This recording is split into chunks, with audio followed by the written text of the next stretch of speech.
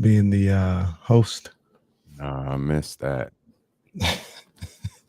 It's essentially like Pimp My Ride for houses. Oh, Lord.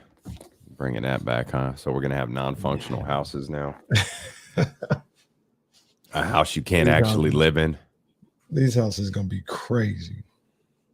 Covered in pink fur.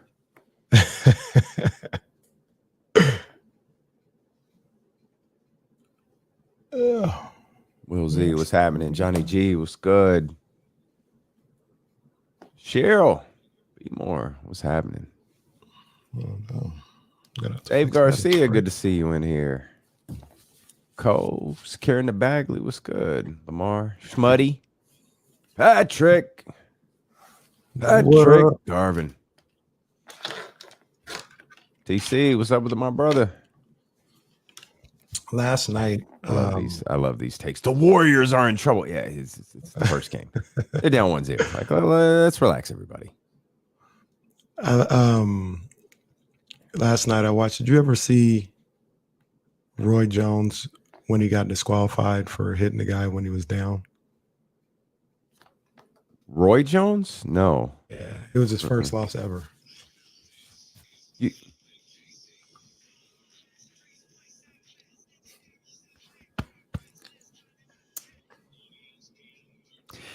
Kenny does this to me all the time. He says something right before the show starts, and I'm going to need a definitive answer. I'm going to need you to clarify what you said. And now I got to wait till the commercial break. We welcome you in here to the Friday edition of D-Lo and KC. I'm Damian Barling. Acknowledge me. He's Kenny Caraway. Yes, sir. Acknowledge me. And we're so happy that you're here with us on this Friday, whether it be on Twitch, on YouTube, we're on Twitter today. Of course, we're on the Odyssey app and on 1320 AM. Really, no reason. Just was like, hey, let's go to Twitter. So we put the show up on Twitter today. But however you're watching, man, we are thrilled that you are here with us. Our Friday show packed as usual. Trysta Krick will be with us at the top of the 2 o'clock hour. Kyle Madson will be with us probably in morning. After the loss by the Golden State Warriors last night. We'll talk to him, and we'll talk with James Ham at the top of the 3 o'clock hour. Celtics take game one, 120-108, 30-point swing in this one. Hated the way it started for the Boston Celtics. Loved the way it ended, though. I think you throw those middle quarters in there, and that's probably a lot closer to the types of games that we're going to have over the course of the next hopefully couple of weeks or so. But two dramatically different looks here for each team as the Warriors went up double digits early. Celtics made that crazy run in the fourth quarter, wound up going up 15 themselves. It was a 15-point lead for the Warriors. It was a 15-point lead for the Celtics. And as we mentioned, the Celtics wind up winning by 12. That was a crazy, crazy game. That was a nuts. It was interesting. Yeah, and not so much because of the result, because I could see the Celtics. Obviously, I could see him winning any game in the series because I haven't won in the series. But I just didn't. I thought the Warriors in that third quarter did what they do. They blitzed teams in the third quarter, and I thought they had created enough separation and enough momentum to put the game away. But obviously Boston had other ideas. Yeah. They definitely did. Yeah, I was trying to save you. Like you turned away quick. Like the radio audience didn't know. I was like, hey, you just hit me with a lateral. See, the radio audience doesn't even know that you just sneezed. Man, I was fighting that one. From the second I opened my mouth, I was like, oh. Kenny had the ball in his hands. I just ran up and took it from him so he could get that sneeze out. Appreciate you. I got you. No, it was crazy to see, and it's like there was a couple times I didn't watch the game live, right? Like I went back and watched it in full. Maybe while it was ending is when I started the game. Stayed away from everything, and I thought the Celtics had gained a lot of the momentum going into the half, but I thought the Warriors did a great job of taking it right back, establishing themselves in that third quarter. And in my mind, they had the Celtics on the ropes a couple of times in that third quarter. There was a couple of shots made where they made it, and the Celtics luckily came back and answered. I thought that Iguodala shot towards the end was a big one, but the foul to get Derek White to the line to just get it, I think that got it to 11 or something like that going into the fourth quarter. Just a little stuff like that where it went back and forth in that fourth quarter. Jaylen Brown, he found his mark. If he needed to find it, he found his mark. Yeah, I don't think he needed to. He saved the Celtics, man. He saved the Celtics in game one with the way he played in that fourth quarter. I thought he was phenomenal. I think, but that's a great point that I don't want to leave is they were absolutely on the ropes. And I think Mark Jones, who was on the call last night, Mark Jones, who was on the call last night. Mark Jones, man, making history out here, man. Congrats. Said, yo, this feels like one of those Warriors runs right here. Like this feels like those moments that we've seen so many different times where they put a team away.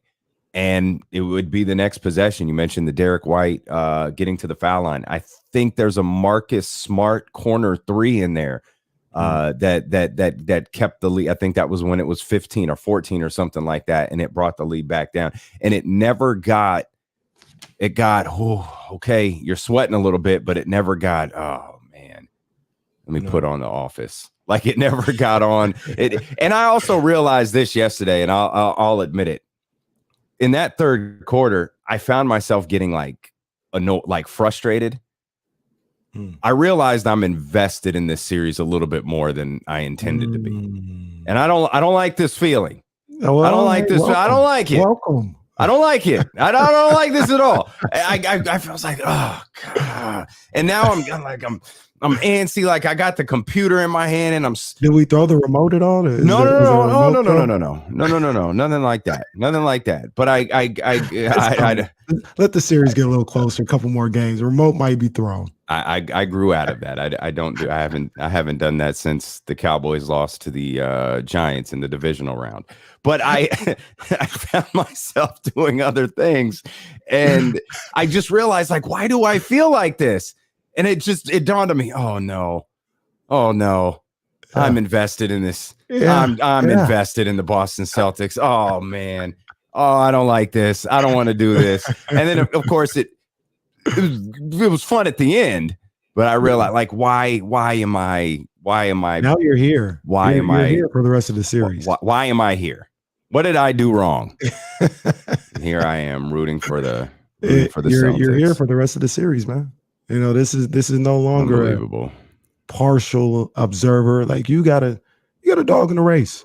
I do. You know, it may not be to the extent of Jesse or anything like that, but you want the Celtics to win. And crazy enough, like I would have never thought about this. 7-year-old Kenny would have never thought this way. I kind of want the Celtics to win too. Actually, no, ain't no kinda. I want the Celtics to win. I like the Celtics. I like the Warriors players. Obviously, you get into the discussion with the Warrior fans. That gets a little crazy. And it's not like the Celtics fans are are saints themselves. But Tatum, who struggled, that's my boy right there. Yeah. I like Marcus Smart. I really like Jaylen Brown. And I just like the vibe of that team. And one thing that I saw in that fourth quarter, at least that I felt in that fourth quarter, is I tried to put myself in the shoes of a Celtics fan or Jesse or something like that. And I got the vibe of, oh, it's our year. It's our time. Like this is about to happen. This is about to happen. Who gonna beat us 4 times? That's how I would feel if I was. So who's gonna beat us 4 times? You may get us once, may get us twice. We may even go to 7. I wouldn't. If I was a Celtics fan, I wouldn't be able to fathom losing 4 times. But you know who I think back in that fourth quarter is one of those moments. You know who I think the kind of the person to kind of ground everyone from that line of thinking, because I think you're talking from a player's perspective with your chest out coming out of that fourth quarter. Who's going to beat us 4 times? Oh, Harbaugh. Who's got it better than us? Like Ime Udoka, I don't want to hear none of that. I don't want to hear nothing but 4 times. We don't want to lose once. We don't need to figure out how to win 3 more games. We need to figure out how to win game number 2. And I think a lot of coaches say that, right? Like a lot of coaches, like Ime Udoka is straight business. I think Ime Udoka means that. Yeah. Like he ain't talking about the series. He ain't talking about winning 3. He's how do we win game 2? That's going to be the conversation today at film or tomorrow at film or tomorrow at practice or whatever. That's going to be the conversation because while Draymond Green was very, nonchalant, I understand why. Hey, we dominated for 42 minutes. We dominated. We'll be fine. That's a lie, but okay. That's what Draymond said. Draymond said repeatedly, we'll be fine. He was talking about, he basically, and this was my interpretation of Draymond, discounting Marcus Smart, Derek White, and Al Horford hitting those threes. You see how like those guys hit. He's doing the math in his head. Like, we'll be fine. We'll be fine. In turn, if I'm Ime Udoka, it's like, okay, yeah, you dominated us for 41, 42 minutes. We won the game. I'm going in to tell my team we didn't play well for 42 minutes, and we won this game. If you think that's going to happen again, you're probably wrong. We need to play well for 48 minutes, and that is the only way we win game number 2 is to go out and play for 48 minutes. Play well for 48 minutes. You're 100% right. One of the other reasons why I would feel confident if going back to a player fan side of watching the Celtics team play is everything that they do is rooted on the defensive end. And when your roots are on the defensive end, I just believe this is where I go from, watching the game, observing the game, coaching the game. When your roots are on the defensive end, when what you have to fall back on is your defense, you're always going to be around. Yeah. You're always going to be around. And I feel like that's what they did to get back into that game both times. I mean, yeah, they started hitting threes in that fourth quarter, but they also kept the Warriors from scoring in that fourth quarter. They dug in on the defensive end. When they got down in the first half, they got back into it. Yes, obviously you got to hit shots, but they got stops as well. There was a play. It stood out to me. I don't know if it was, I didn't really see if a lot of people were talking about it live or anything, but they had a defensive stop at the end of the half. I think there was about 45 seconds left where, I mean, the switching and the swarming and the extra efforts from all 5 guys on the court, it resulted with, I think, Otto Porter stepping out on the sideline when he got the ball in the corner. And I said, oh, these boys is ready to play. They're ready to play because the commitment to team defense in that moment. They're ready to play. Shout out to our man Q there. Shout out Q. But yeah, I'm looking at it right now, and like you're spot on. Like your recall is just absurd. There was literally 45 seconds left. It was at the end of the half, but they're swarming everybody. It was a thing of beauty. And it's God bless Al Horford. I think he turns 36 today. He is all over that restricted area, just all over the place. He is. I like the way this Boston team is playing. But I'll say this. It's one game, like we continue to say, like everybody else says. There's a number of games in these NBA finals where, the team that won game 1 ended up losing a series. I don't have the exact numbers, but I can go down the list, of OKC when they played the Thunder, the Spurs, or excuse me, the Spurs when they played the Heat, the Warriors when they played the Cavs. I mean, there's a number of times where it happens. Lakers, Bulls, 1991. A number of times where it happens where the team bounces back and they win the series. And there's a number of times when that was a big momentum shift in game 1. So nothing's decided, but that was a big win last night. Let's talk more about game 1 last night. We'll dive into some King talk as well. We want to hear from you, 916-349-1320. We're just getting started. It's D-Lo and KC, brought to you by McQueen and the Violet Fog, the smoothest gin in the world, handcrafted in Brazil, here on Sacramento's #1 sports station, ESPN 1320. Let's see if I can do this. This is a Damian wrestling like maneuver mentally with the history of the NBA Finals.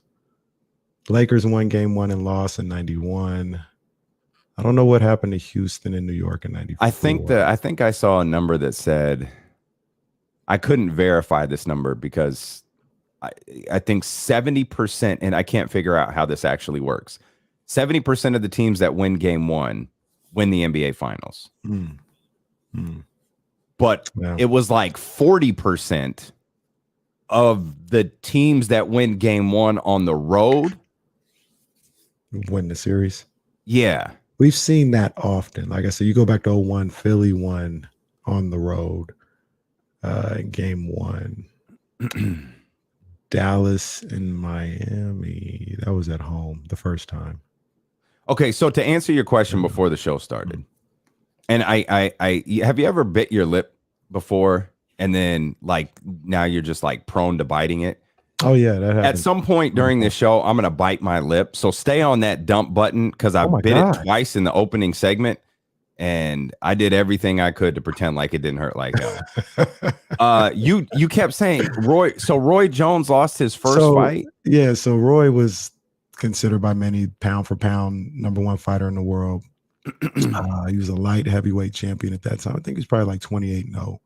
And he faced another guy, Montel Griffin, who was like 27-0. But Montel Griffin wasn't like, he wasn't expected to be on Roy's level. He was like the best of that division, but Roy was supposed to beat him. So he he's fighting him, and it was a relatively close fight. I don't remember it being that close, but Roy finally gets to him later in the fight, knocks him down. Montel's hurt. He takes a knee, and Roy gives him a 2-piece while he's on a knee. And he gets disqualified. He loses the belts, and that was his first loss. So that's kind of like if he's not undefeated now, but it's kind of like if Canelo were to lose his first fight that way. Right. Well, like it'd be crazy. Or Javante, something like that. If I remember correctly, that's how John Jones lost his first fight. Yeah. John Bones Jones. Disqualification. Yeah. Now they had a rematch, and I think I got to watch it, but I think Roy Jones knocked him out in the first round. The rematch. We're going to go ahead and get this over with. There's either first or second round. Dr. David would know. There he is. Right on point. Roy then starched him in one round. Talked about it. Oh, is that what that means? That's my. I don't need that. That one. I ain't heard that either. I mean, all them workouts. The workouts. Shit. The way this week is going, I lollygagged through. I'm just glad I got through one this morning. I'll be ready to go tomorrow. I'll be ready. What's happening? G Woody Cube. All right, I'm with it. I'm with it.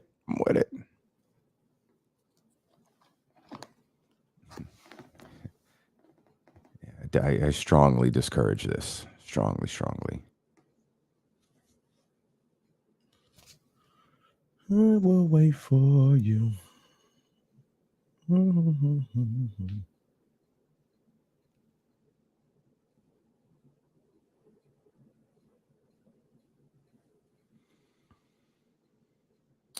Yeah, as long as I go in the morning, it's all good in there.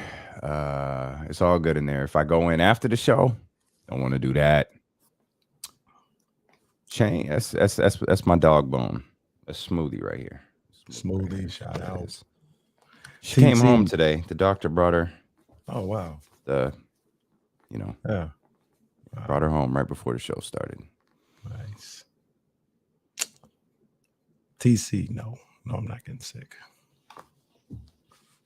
I'm good, man. I'm good. Why? I mean, why is the Matt George thing popping up so much in the chat? Did I miss something? Is it back? What did he do? there's questions in the chat house Did about it happen again? and we didn't get to talk to Matt this week because he's normally here with us on Mondays. So we'll get to talk to him on Monday. But I just hope it didn't happen again. I mean, I didn't like that it happened the first time, but that's already done and out there. I just hope it hasn't happened again. Oh, Matthew. We'll talk to Matt on Monday. We'll get a blow by blow breakdown of what in the world is going on with him and De'Aaron Fox. I'm always late to the Twitter beefs, man. Like it's normally not until like the next day Kenny alerts me to it. Yeah, what one time I was getting jumped. Damon didn't even know. You were getting wait, what I think that was Coffee Boy. I think that's I did know. That's right. I didn't know. I called you because I think I called you when I opened Twitter. Like, what the hell is happening right now? That happened on like a Friday. David called me like Saturday evening. Like, what's going on? Like, do we need to mounty up? Like, what's happening? He was ready to ride, though. He was ready to ride. And then TC, he's in the chat, and he said, for those watching, on the stream, he says, Kenny, you got the all white towel with you, bro. You getting a little sick? And he said, Damien, I hope you're feeling better. No, good. I'm not getting sick. It was just literally, I don't know, 8 minutes before the show, I got out the shower. So I haven't recovered. My body's still, I got the fan going over me, but I'm sweating like Patrick Ewing in that first segment. Boy, that's tough. That's tough. We all Kenny Thomas under them lights, man. That's what it is. It's Kenny Thomas under them lights. That's all right. That's all right. Let's give some flowers, man. By the way, is there anything you'd like to say about Mr. Derek White? Yeah, man, he played a great game. Now I could be wrong. I need you guys to help me out, Jesse. I know you probably heard. By the way, we should play out and let Jesse celebrate a little bit. Like he ain't say nothing the whole start of the show. We're gonna have to let Jesse rock. After I say this, Jesse got to rock. He got about whatever he got to say. But I think it could be wrong. But I think my analysis of Derek White was, the Warriors are going to let him try to beat them. And if he can't make shots, he's going to be unplayable. Clearly last night he was making shots. He was. Did I say that, Jesse?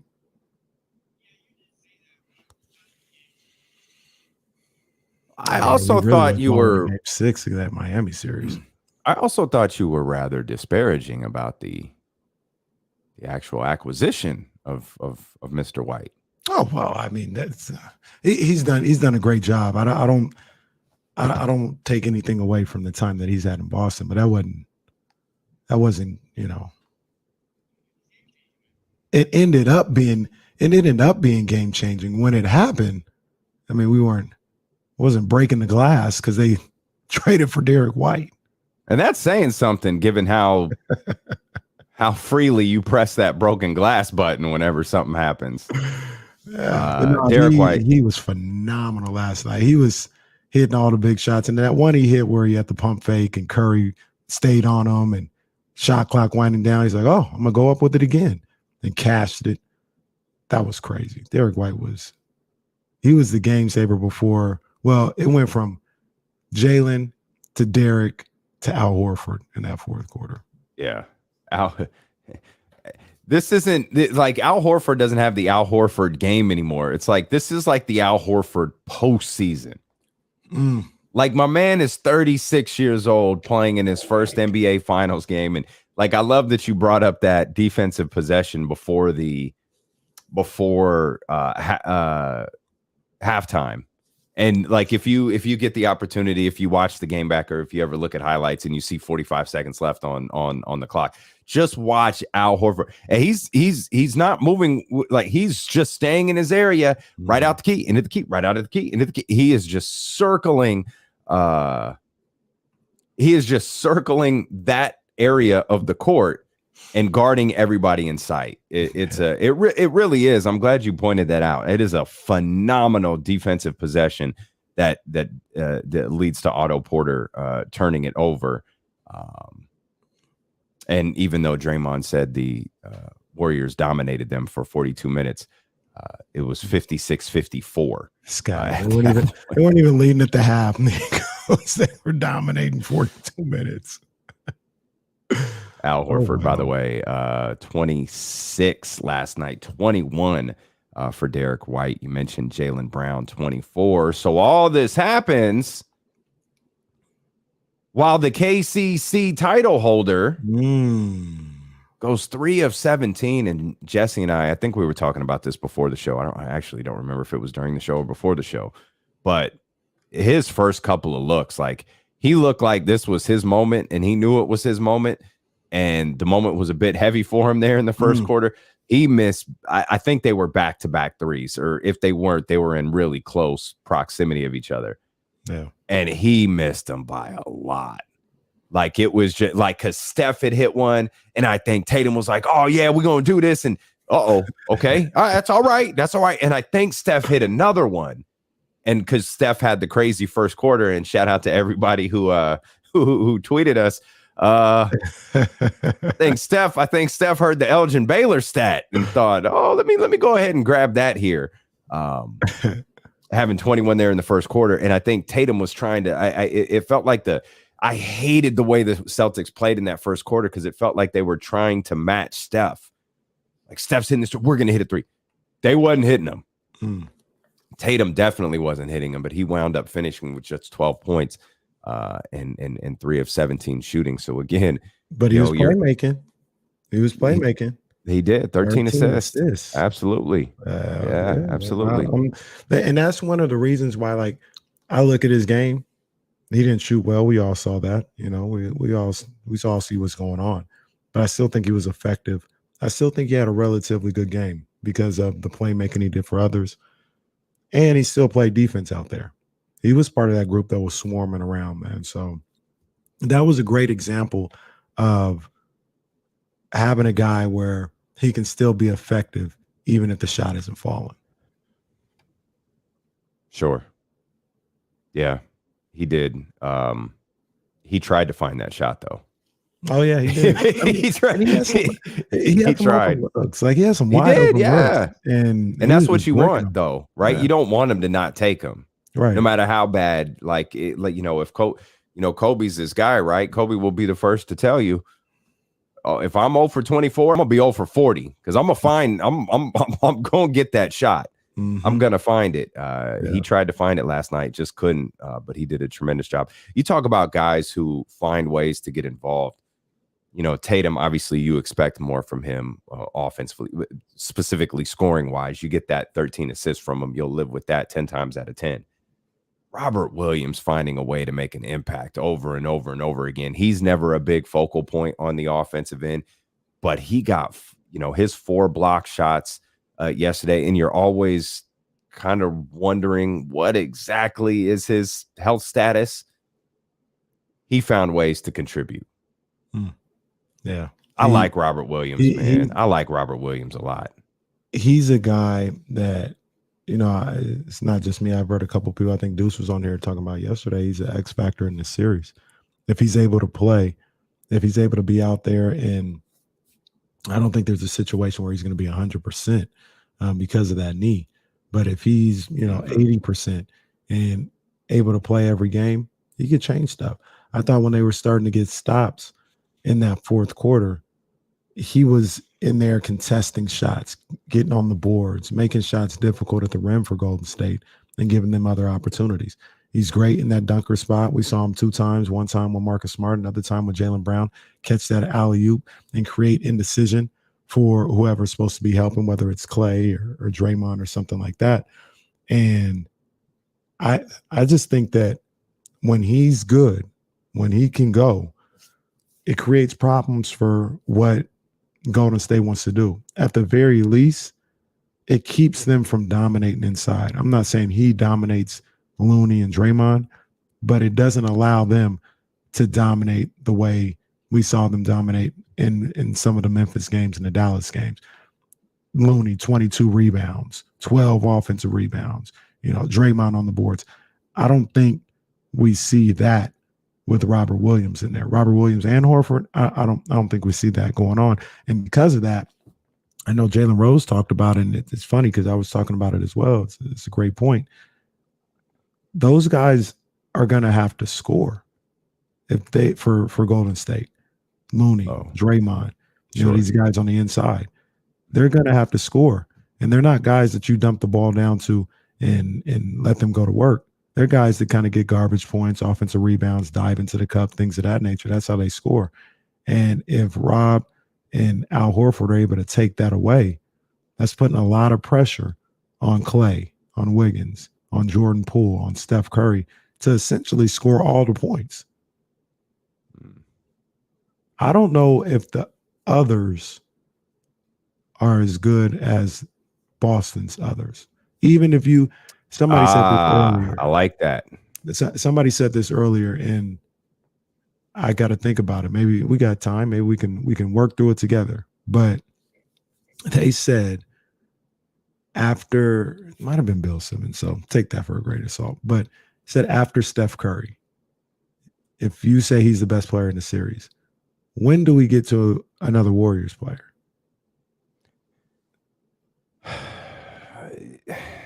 I don't think we do that. Well, you got three guys at least. So okay, so we'll just make Steph one. Okay, Tatum's two. We'll just do that for argument's sake. So Jalen's third. Is that? I feel like that's kind of clear. Yeah, Jalen's third. So who's fourth then? I would probably go Marcus. Right now, if we're talking about right now, obviously career achievements, Clay's better. But the way Clay has played in these playoffs, Marcus has played better. I'd put Marcus I'm good with that. I just over Wiggins. I'd put Marcus over Wiggins. And then would Wiggins be next? Wiggins would probably be next for me. So that's 5, right? We got all the way to 5. 2, 3, 4. Yeah, 5. Yeah. And then what? And then you're probably going Clay, maybe, unless you want to go Horford. I was going to go Horford. I was going to go Horford. I'm not mad at that. I'm not mad at that, especially the way he's played in these playoffs.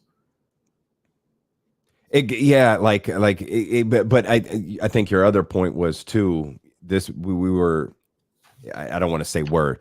Like the overreactions today are just absurd. It's a singular game in a series. I haven't seen too many of them. They're going crazy with him, huh? Oh, the Golden State Warriors are in trouble. I'm definitely not the guy who said that there's no way the Miami Heat can beat the Oklahoma City Thunder after losing game number 1. That was not me. That was not me. But I'm telling you right now, the Golden State Warriors are in trouble. That's a pretty good. That's some stuff I stumbled across today. And I get we've got content to create there, but let's just be a little bit more measured with this. We're all expecting Jordan Poole to do some of the things that he did during the regular season. We're expecting Jordan Poole to be that dynamic scorer. And I don't want to take a singular thing away from him. We think very, very highly of that dude. But this is different. Right? You talk about playoff basketball being different. Absolutely. The only thing more different than playoff basketball is the NBA finals. Yeah. And when you've got the top 2 defenses going at it, when now you're going against the best defense in the league, as Jesse said last week, you're not going against Luka Doncic and friends. Right. You're not going against Nikola Jokic and friends. Like you're going against the best defense and one of the best teams in the NBA. On a repeated basis. Steve Kerr is going to have to figure out a way to get more from Jordan Poole, more from Otto Porter. You talk about the Celtics, others being better than the Warriors, others. I think a lot of that comes down to coaching. I mean, certainly I think that's one big positive that actually came out of last night, or obviously they won the game. Another big positive that came out of last night's game for the Boston Celtics, they were able to play Peyton Pritchard. Our concern was, or at least my concern was, how deep would they be able to run that bench against Golden State when you can get nights from Otto Porter, you could get nights from Jordan Poole, you could get enough production to be comfortable from Andre Iguodala, like knowing that they could run that bench deep, or get creative with, Jonathan Kuminga or something like that. The fact that they were able to run Peyton Pritchard for 15 minutes last night, be able to run Grant Williams for 16 plus minutes last night, and get production from those guys, like that's a plus just in, okay, one game down. Now there's at worst there's 6 games left. Now the concern of how deep can Ime Udoka go with that bench, it starts to get alleviated a little bit as more games get chopped off. And one thing that I, like I said, I think this, I want to cite my sources, but they were right about this. I think the guy Haralabob or whatever, who used to be with Dallas, he was on Bill Simmons podcast, and he made up a great point. And I agreed. I noticed the same thing. Is in the Dallas series for Golden State, it wasn't necessarily as if the Warriors were just, putting the clamps on Dallas. That really wasn't what was happening. It was more so Dallas missing wide open looks. They were getting great looks. They were getting corner threes. They just were bricking them. And after watching that game 1, it kind of feels like that's the plan for the Warriors. Like we'll give up those 3. Like they basically, if you're playing against us, you're going to get open looks. Can you knock them down? We bet that you can't knock them down to the tune of 21 again. I think that's a little bit of a dangerous game to play. It is, because I don't think they're going to hit 21. But if you let them hit 15 to 17, like. But is the concern? And this could be a stupid question, so you're welcome to call me stupid. Is the concern the 21 or the 51%? I would say it's the 21 because Daryl Morey Caraway. I feel like you're Daryl Morey Caraway with that answer. Well, they're related, right? Because it's not the fact that if they shot 51% and it was just a hand in the face every time and they were just hitting shots, I'd be like, that's not really repeatable. Like they're not. We played great defense. We got where they were supposed to get, and they hit shots. But if they hit 51% and make 21, I should say, free 3-pointers, and he's getting wide open looks, I don't know if that's going to change. So I say that to say maybe they don't hit 21, but if you keep giving them looks, they're going to get their 16, 17 threes open because these guys can shoot the ball. You keep giving them wide open looks. You got to turn the water off if you're Golden State. I understand. I wouldn't play that game with this. I guess I completely understand why. What caused me to ask the question is that the Warriors were actually 19 of 45 from 3. So they were 42%. They hit 19 threes. There wasn't this huge discrepancy in 3-point shots taken or 3-point shots made.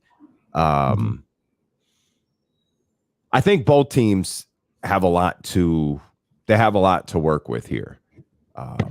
It's going to come down to, I think I honestly feel like, and I understand, I acknowledge for those who are just tuning in, I didn't realize this yesterday during the show, but I sure as hell realized it during the game.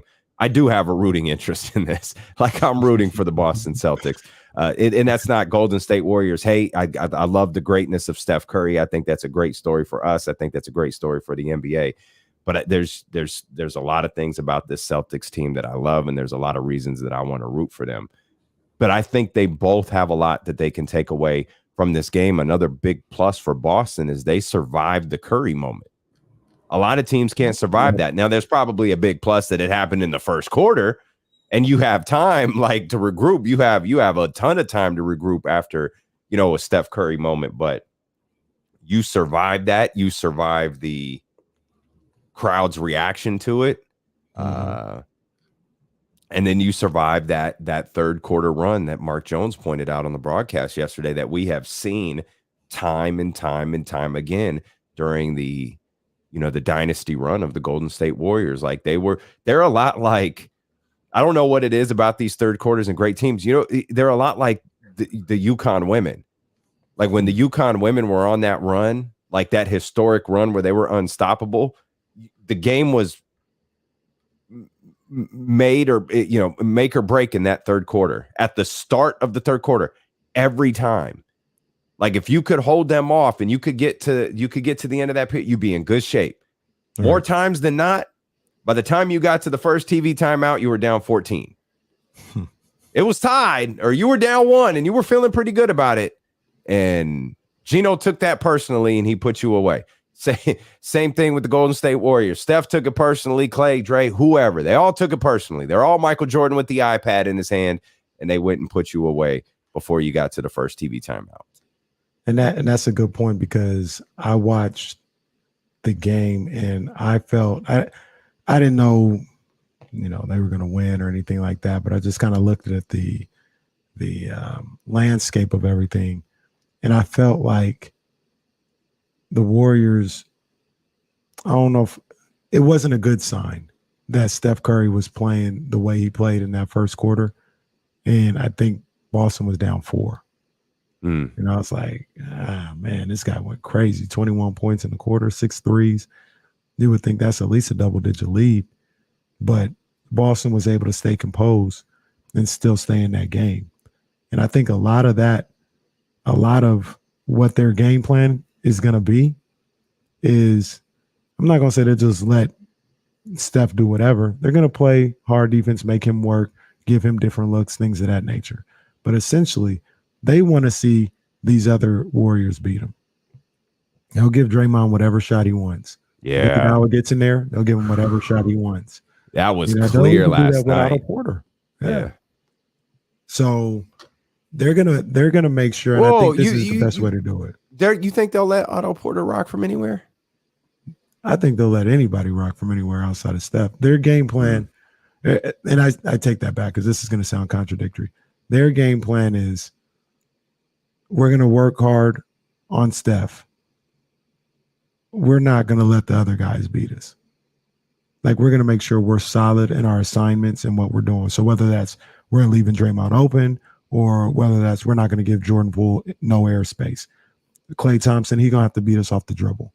Like, we're not going to just give him a lot of open looks. I think that's the game plan. I think that's the way you get at it, because Steph Curry can go off like he did yesterday. He's not going to score 71. You know what I'm saying? He's not going to score 80 points. Like, he can go off the way he did last night, score 34, maybe score 40. Where's the other 65 points going to come from?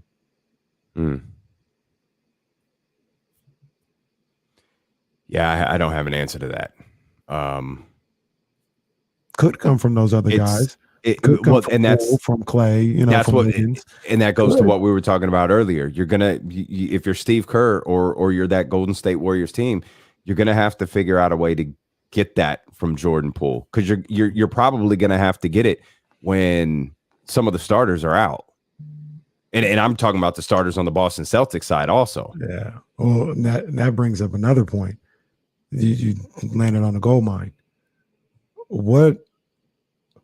Because they look completely different last night. What are they going to do when Steph's out the game? Or are you going to run him out there 42, 44 minutes a night as that only being your only chance? I didn't like the way Golden State looked when Steph wasn't on the floor. Okay. So now you gotta extend his minutes. Does that wear him down? That's going to be interesting to see. We'll talk about that. We'll talk about Jordan Poole, Andrew Wiggins, what they're going to have to do here as the series continues. I want to talk about Al Horford, a.k.a. Harrison Barnes, question mark. That is my greeny-like tease, as Kenny would say. My GLT. My GLT. Greeny-like tease. Plus, we'll get to the phones. Troy, we see you. Hang tight. You're first up, 916-349-1320. And Jesse talks, too. Jesse will talk. For the radio audience only, though. He's bougie. It's in his contract. He only talks to the radio audience. That's coming up here on Sacramento's #1 sports station, ESPN 1320. I can put you in first class. I finished It Was All a Dream. That is a good book. How'd you like it? Very, very good. It ends with a lot of perspective from CJ, his son. Mm-hmm. It's a very, very good book. Very good book. CJ, how old is CJ now? He's got to be almost. I think he's 25. Oh wow! Yeah, I think he's 25. That's crazy. He's as old as Big was when he was. CJ, and he had is it Tawana? That was the first, so his first kid, right? So she's probably yeah. Tawana was the with the not with Faith, but with with the first Jan, I think is her name. Oh boy. I'm just gonna do it. This is because I don't even know if I'm having a 13th round today, but Mike Coppinger reports Errol Spence and Terrence Crawford are closing in on a deal for an undisputed welterweight championship fight in October in Las Vegas. No agreement yet, but no real stumbling blocks. PBC pay-per-view is going to be what this fight will be on. The mega fight is upon us. Jesse, your thoughts? The Spence and Crawford closing in on a deal for a fight in October in Vegas. Yeah, I'm taking Spence. That's a big deal for real. That's the best. Okay. That's the biggest fight in boxing. Okay. 2 undefeated. It's to me, it's Hagler Hearns or no, Hagler Leonard all over again. Oh. That's that big. You're talking about the 2 best in the game, undefeated, going at it.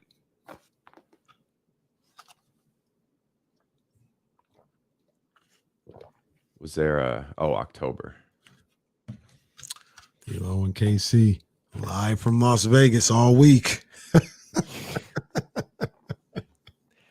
Your week-long coverage. Spence and Crawford. Well, I'll do this just on the stream since Roddy's calling for it.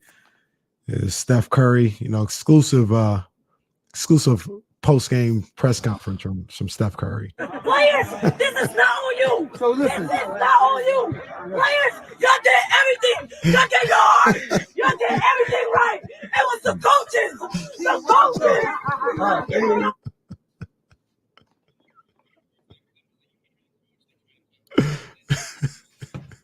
He said, "Let me talk." No, let him talk.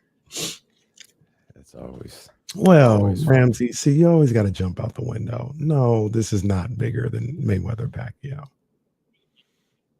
Yeah, we ain't never gonna see another Mayweather Pacquiao. That is. Jesse says it's a horrible take, and I agree. We'll never see another Mayweather Pacquiao. That ain't happening again. Slide in here. Wilson, you're gonna love it. You're absolutely gonna love the movie. I promise. It's awesome. Yeah, it's awesome. Tap in on Monday and let me know what you think of it. Rave reviews.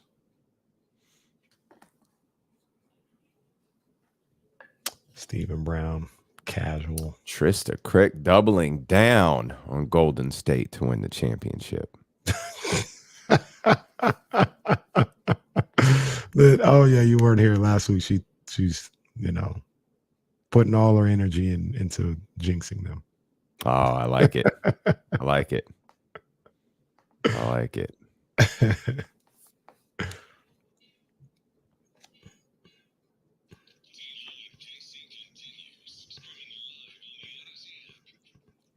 Live on the Odyssey app, live on Twitch, YouTube, and Twitter today. You can check us out at ESPN 1320. It's Steelo McKay, brought to you by McQueen and the Violet Fog, the smoothest gin in the world, handcrafted in Brazil. First pour coming up in just a little over 3 hours. Trysta Krick coming up in just a little bit over an hour. She'll be with us as she is every Friday at the top of the 2 o'clock hour.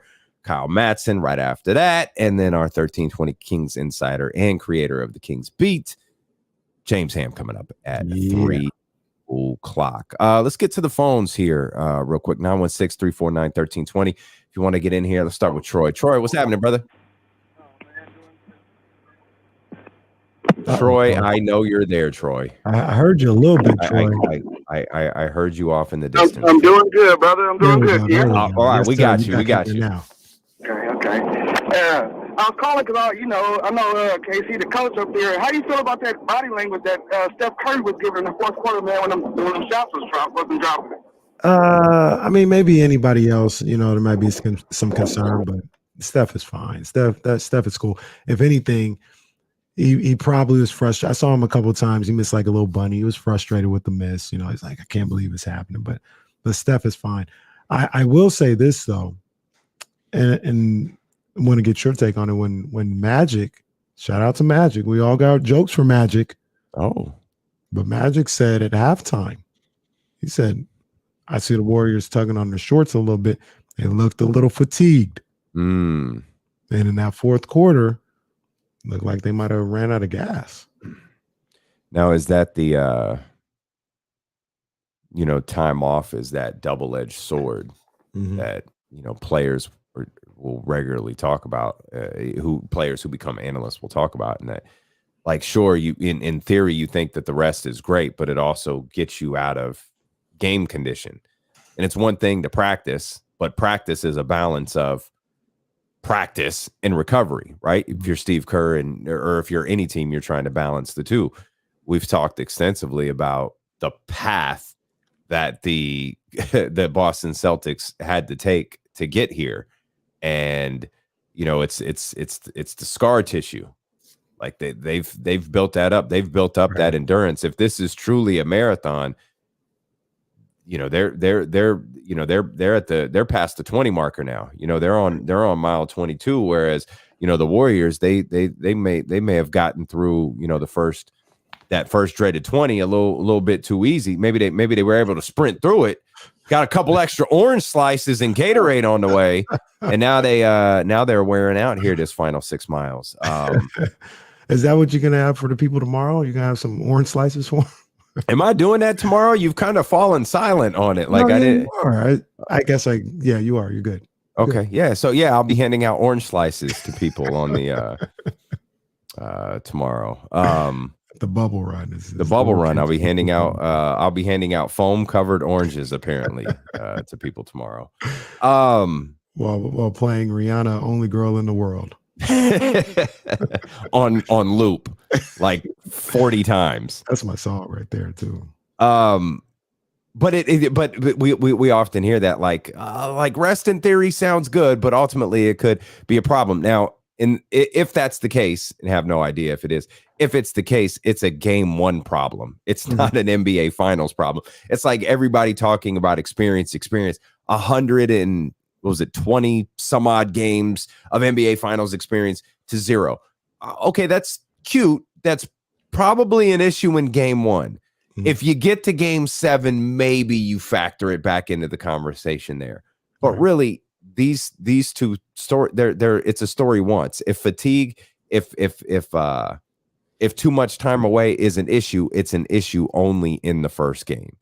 If they're tugging on their shorts again in the first half of game 2, okay, could be something there. I've always found, and I've never been in these situations, obviously never been in the NBA, never played any playoff series, but I've always found that a lot of that stuff, you get your nervous energy out, and you, like you mentioned, you may exhaust yourself real quick. Just, running full speed and running faster than maybe you realize. But after a while, it just becomes the game, right? Like The game is the game. Like one of the closer things that I could think about. Well, I played in a lot of big games. It was fine, but I was thinking like when I was on Pros versus Joes, like you're like, oh man, I'm playing these NBA guys and money is on the line and all this other stuff. And after about 3 or 4 minutes, then it's just basketball. You're just playing a basketball game.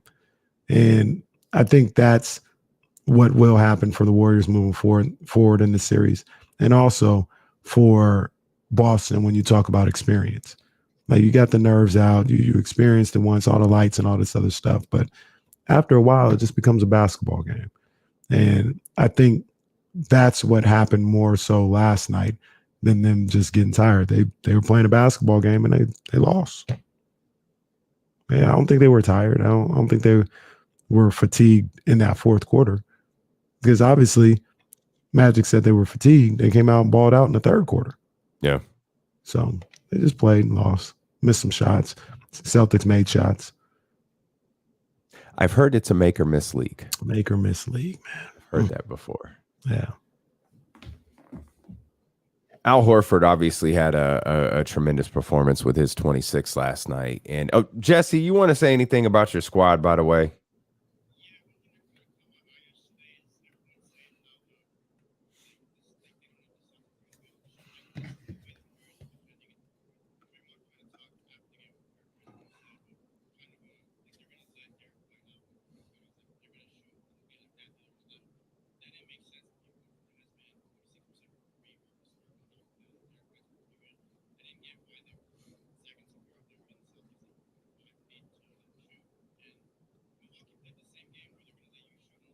Mm-hmm. Mm-hmm. Yeah. I agree 100%. And it was like the way it was the way Draymond referenced Derek White and Marcus Smart and Al Horford that gave you the impression, oh, they're not concerned with them. He was like, I mean, Marcus, like he specifically pointed those three guys out, and it was like, okay, they're not buying that happening again. And right. I think, as Jesse noted, it's a risky proposition to go ahead and continue to play the way the defense, the way that they were playing, and allowing those guys to continue to shoot. The other thing that we hear a lot of is, and I understand it, but we hear a lot of Derek White isn't going to play like that again. Horford, those two had career nights or whatever the case may be. Horford probably come down more so. I could see him coming down more so to like a 15-point night. Derek White maybe 12. But Jason Tatum isn't going to play like that again, in my opinion. What do you have? 12? Yeah, 12 points, 13 assists. Like he's going to be better. So I think. And you could still get more from Rob Williams. We'll get more from Rob Williams, yep. Grant Williams is capable of hitting 7 threes at any moment. Right.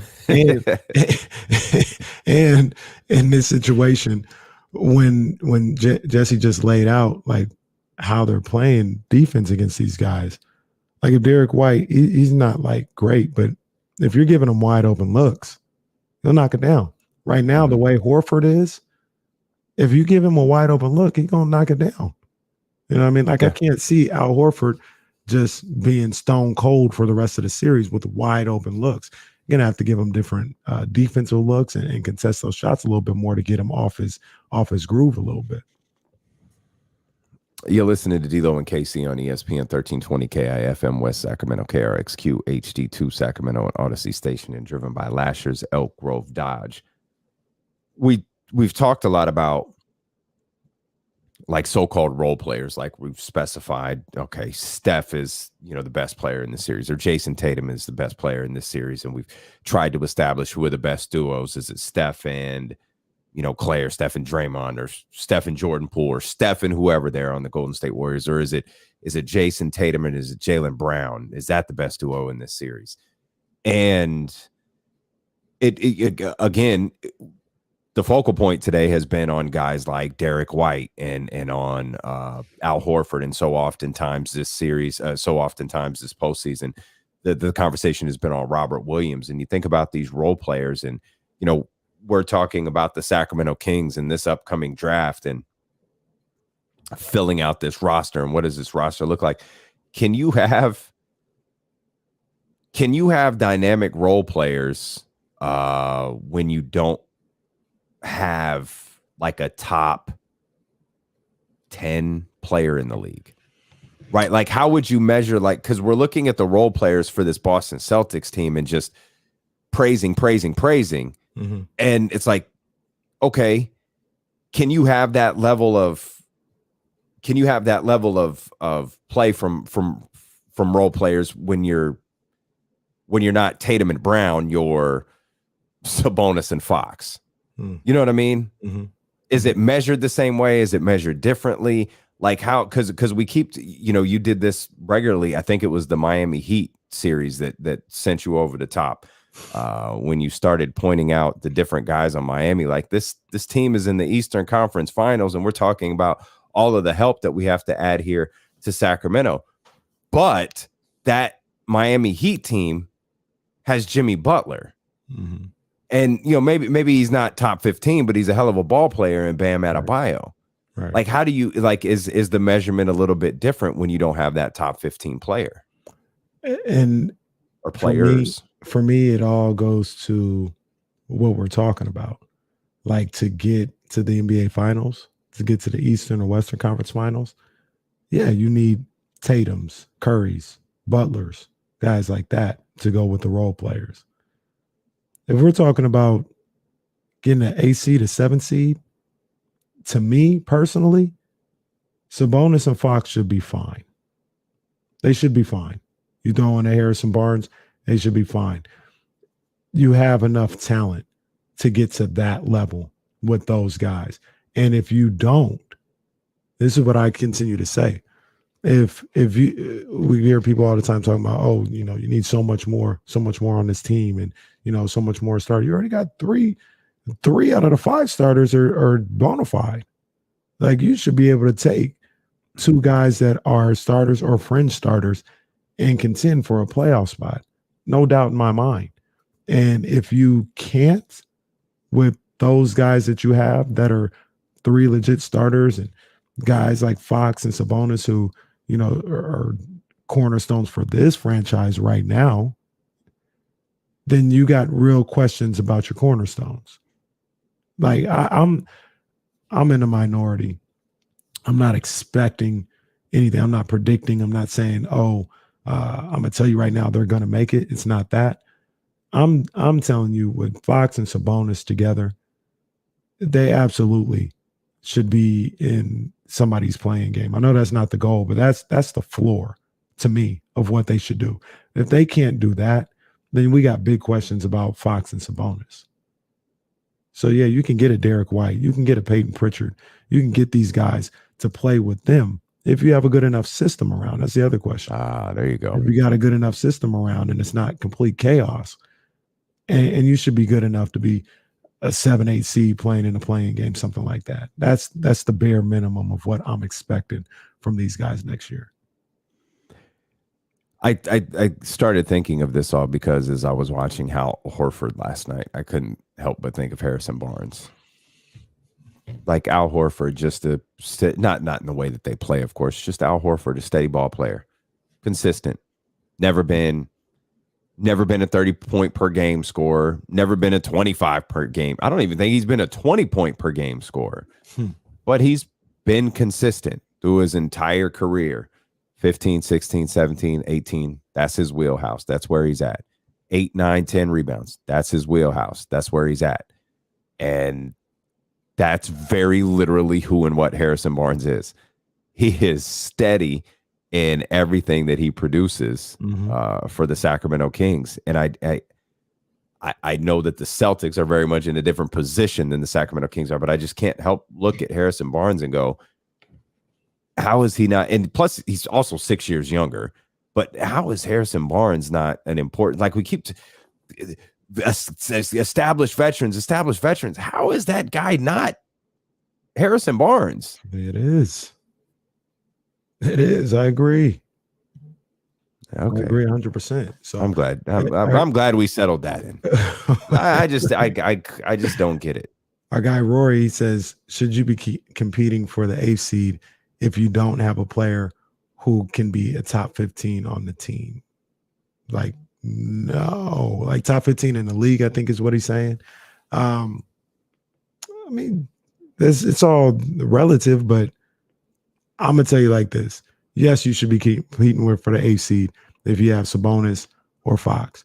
I'll spread that out a little further and say top 24 because that's your all-star teams, right? You got an all-star player. You got an all-star player or some fringe player. Absolutely.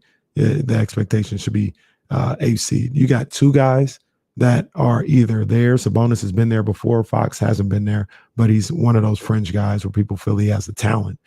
He's just in a bad situation. Absolutely. You should be competing for the 8th seed. And if you can't with these two, then, I mean, you got bigger problems. 916-349-1320. E-Biz, what's happening, bro? What's up with it, fam, man? How you guys doing? We good, man. What's up? What's going on, E-Biz? Not much, man. So,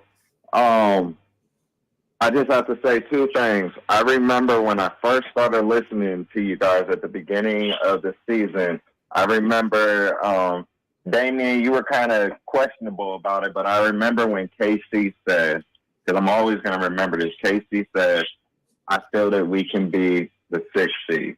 That's what he was saying. I remember he said that. Mm-hmm. And to be completely honest, it was like I agreed with him. But like what you guys are saying about like how good teams can be, like I really believe impact players are very important. Because just look at it though, man. Like at the beginning of the year, we lost a lot of winnable games, you know. So I feel that, you know, we could have made it. And I like Anthony Edwards, but I don't think the Timberwolves are that much better than the Kings, in my opinion, though. Especially with the healthy Fox and Sabonis. Like, I think that we'll be able to beat them in a 7-game series, just for example. I strongly disagree. Anthony Edwards is the reason, in my opinion, that the Minnesota Timberwolves are as good as they are. Maybe as the I don't know about that. Anthony Edwards is a game changer to me. And he is a game changer. I agree with that. I don't agree with they like would beat them or anything like that. But I mean, it's not crazy to think that they can play with those guys. Like I said, you got Sabonis and Fox. These guys, like they're good enough, they're talented enough where you should be like every game that you go into, you got at least two guys that you can rock with, you know, that you can go with. Then we just got done talking about Harrison Barnes and talking about how he's an Al Horford type. I agree with you. Now you've got that veteran presence, that veteran guy that, you know, can help you swing games. Al Horford, they're in the finals in part because Al Horford is like your 4th best player on Boston. If he was their 3rd best player, they wouldn't fall off the face of the earth. Like that's what we're talking about, like for the Kings. And not saying that I know Tatum is on another level than Fox and Sabonis and all this other stuff, but you got two highly talented, legitimate NBA players out there. And if Harrison Barnes is your 3rd best player, where I just equated, if Horford was the 3rd best player on Boston, like you shouldn't be in the lottery. If Harrison Barnes is your 3rd best player, shouldn't be in the lottery. At least not like via not even making the play-in. I think that people who lose in the play-in still go into the lottery, but you know what I mean? Like you should be in those conversations. Yeah. Basically, you'd be the Celtics wouldn't be a finals team because in that equation you're eliminating Marcus Smart. But your point I think is completely valid. And that's where I just was trying to measure. Like I'm looking at Derek White contributing 21 points in an NBA Finals game, and I go, how much of that is Tatum and Brown? And I thought too, like how much of that is Ime Udoka and the system that they're running. How much of that is the culture? Like there's so many things when you watch these different teams in the playoffs, and this very much happened when you were watching the Miami Heat.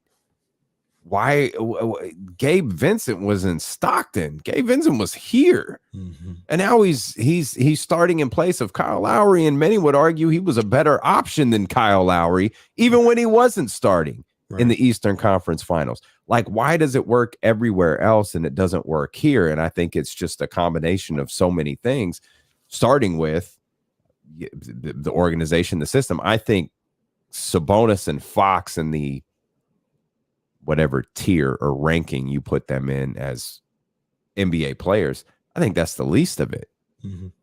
And it speaks to like the importance of what Mike Brown and his coaching staff had to have ahead of him, and speaks to Monty McNair having to find guys who are going to buy into this, which is why I keep being hesitant. And I know this isn't fair because we don't even know I don't think it's Dante DiVincenzo. I think it's Dante DiVincenzo's people. If Dante has an inkling in his mind that he doesn't want to be here, or he wants to, don't play the match a contract, do this, do that, let him go. Like, you literally just cleared out 2 guys who didn't want to be here. Don't start this process all over again. Like, if his feelings are hurt, like, let him ride. Like, go ahead, man. We wish you the best. Do your thing. You're a fringe player on an NBA Finals team. That's your claim to fame right now, is you played for the Milwaukee Bucks when they went to the Finals. Except you didn't. And I'll go ahead. Cue Michael Cole. Oh my God. I'm not trying to turn heel on him. I'm just laying this out there. So Monty McNair, if you're listening, if his people don't want to be here, better yet, Wes Wilcox, if you're listening, if his people don't want him here, just let him ride. Because we don't, this organization doesn't need more of that. And perhaps most importantly, Mike Brown doesn't. Mike Brown doesn't need to start his tenure dealing with the headaches of whether it's coaching staffs or organizations or mistakes that were made prior to him getting here. I agree with you 100%, man. And it starts with what you talked about, getting guys in here that want to be here and are committed to changing this thing and turning things around. And also it comes with a system like we talked about. You know, you get guys that buy into a system, that there's a system for them to either buy in or not. Like, that was like the concern. Like, there wasn't even, it's almost Luke Walton, like, where it was like, there wasn't anything for us to not buy into because there wasn't even no system. Like, what's the system? I would love, some people would be like, I'd love to go against the system, but I can't because there's not even a system in place to go against. So establish something, whether it's defense, whether it's hustle, scrappy, whether it's super fast break, high pace team, all this other. Establish something. Start to put guys in certain spots and let them like learn their spot, get better at their spot, at their role on this team. But they know definitively this is who we are and this is who I am on this team. And I think that'll pay dividends for this team. There's definitely spots that need to be upgraded and need to be better. But I've continued to say they're not far away, talent-wise, on this roster. They need some direction. One direction. You could probably hear them tomorrow too with me and Damien at the Bubble Run. The Bubble Run, indeed. That's what we do with our Saturdays. Bubble runs. We got Trysta Krick joining us at the top of the 2:00 hour. Kyle Madson right after that. James Ham coming up. But big Guss Armstead, he joins us next. Legend. Indeed. We'll talk to him about a variety of things. He's going to join us for a few minutes when we return here on Sacramento's #1 sports station, ESPN 1320. So we'll do the phone. That's no problem. But the idea with that link is, if someone doesn't want to do the stream, you just click on the link and it's just like being on the phone. Yeah, that's what I explained. It's fine. It's fine. It's no like, even if you don't want to do the video, it just sounds better. But so like, yeah, I'll do the phone. Okay. No, yeah, that's your phone. Like, you just click on that on your phone.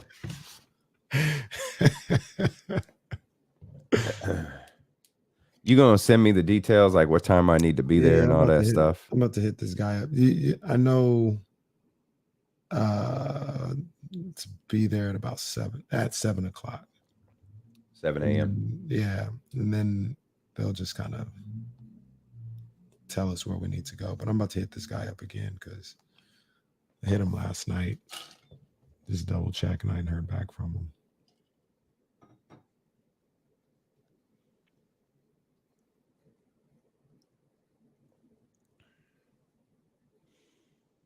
Kings draft Ivy. They should let Dante go and keep Davis. Yeah, that's something they're gonna have to think about. Like one of the other.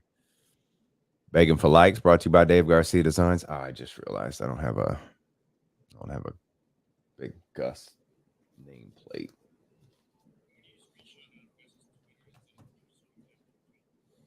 Yeah. No problem.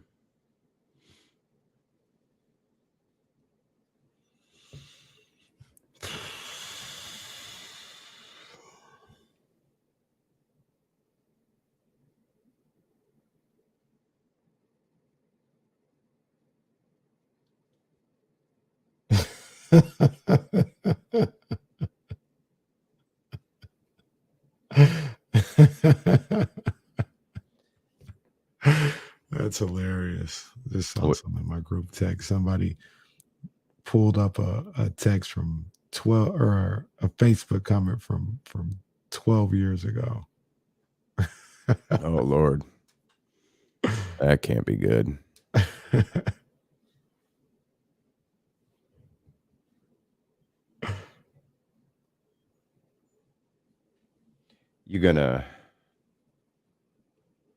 You'll have to lead the conversation about the pro-am stuff.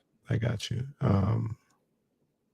Actually, I just got this. Let me shoot it over to you, but I'll lead it either way. But I just screenshotted it.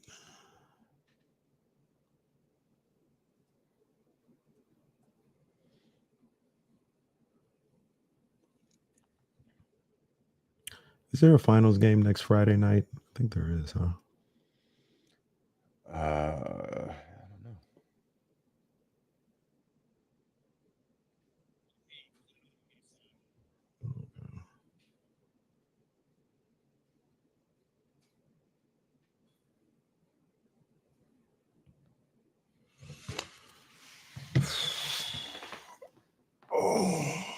I'm probably just gonna have to put the Chatty House graphic up.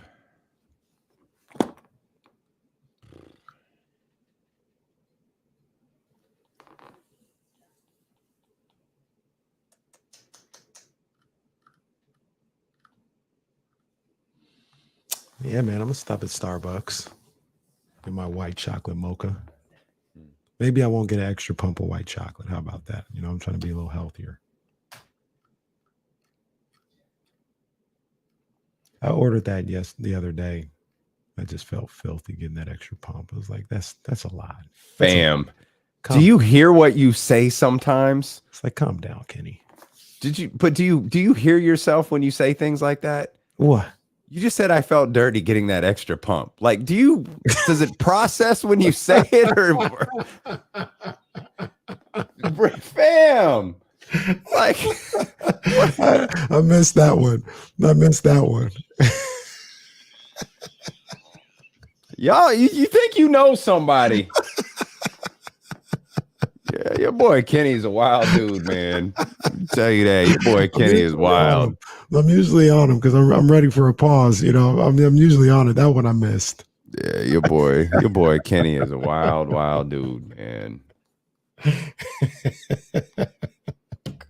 Stream can be fun. Twitch.tv/ESPN1320, YouTube.com/ESPN1320. You can check us out on Twitter today as well. Follow us at ESPN1320. Lots more ahead, lots more finals talk ahead as well. Wow, man. I can't even talk, man. I can't even talk around you people, man. It's crazy.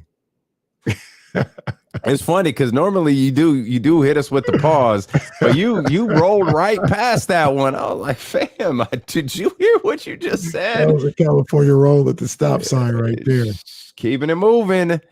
Keeping it moving, rolling right on through. Today's a fun day. The first day after a series begins is always fun because everybody overreacts to stuff. Yeah. And the Boston Celtics are on their way to winning a championship. Oh, the Golden State Warriors are old. The dynasty isn't over. We're one game in. And we saw kind of the best of both worlds for the Golden State Warriors. We saw the best for the Boston Celtics. And the brutal truth is Steve Kerr, Ime Udoka, they both believe they've got a lot to fix.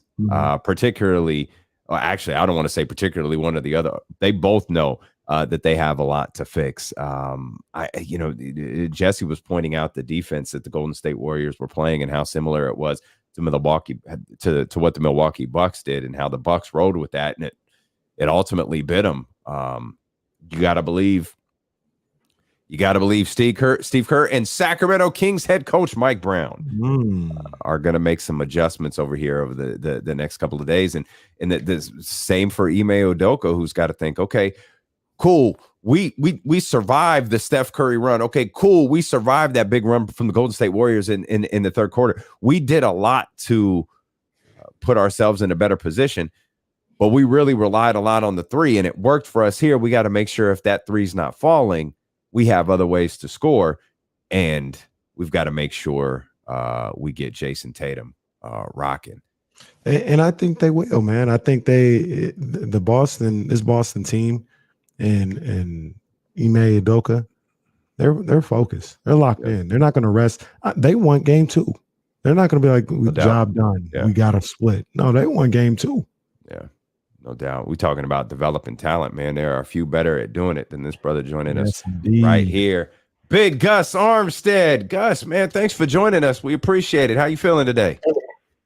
Oh, good, bro. How y'all doing? Man, we good, man. Just talking a little NBA Finals, but it's June now. It's summertime, and the Sacramento Summer Pro-Am is back. I was happy to see that yesterday when you sent out all the information on social media. So I had to hit you up. I was like, we gotta let the people know about this one, man. So it's starting on Monday, right?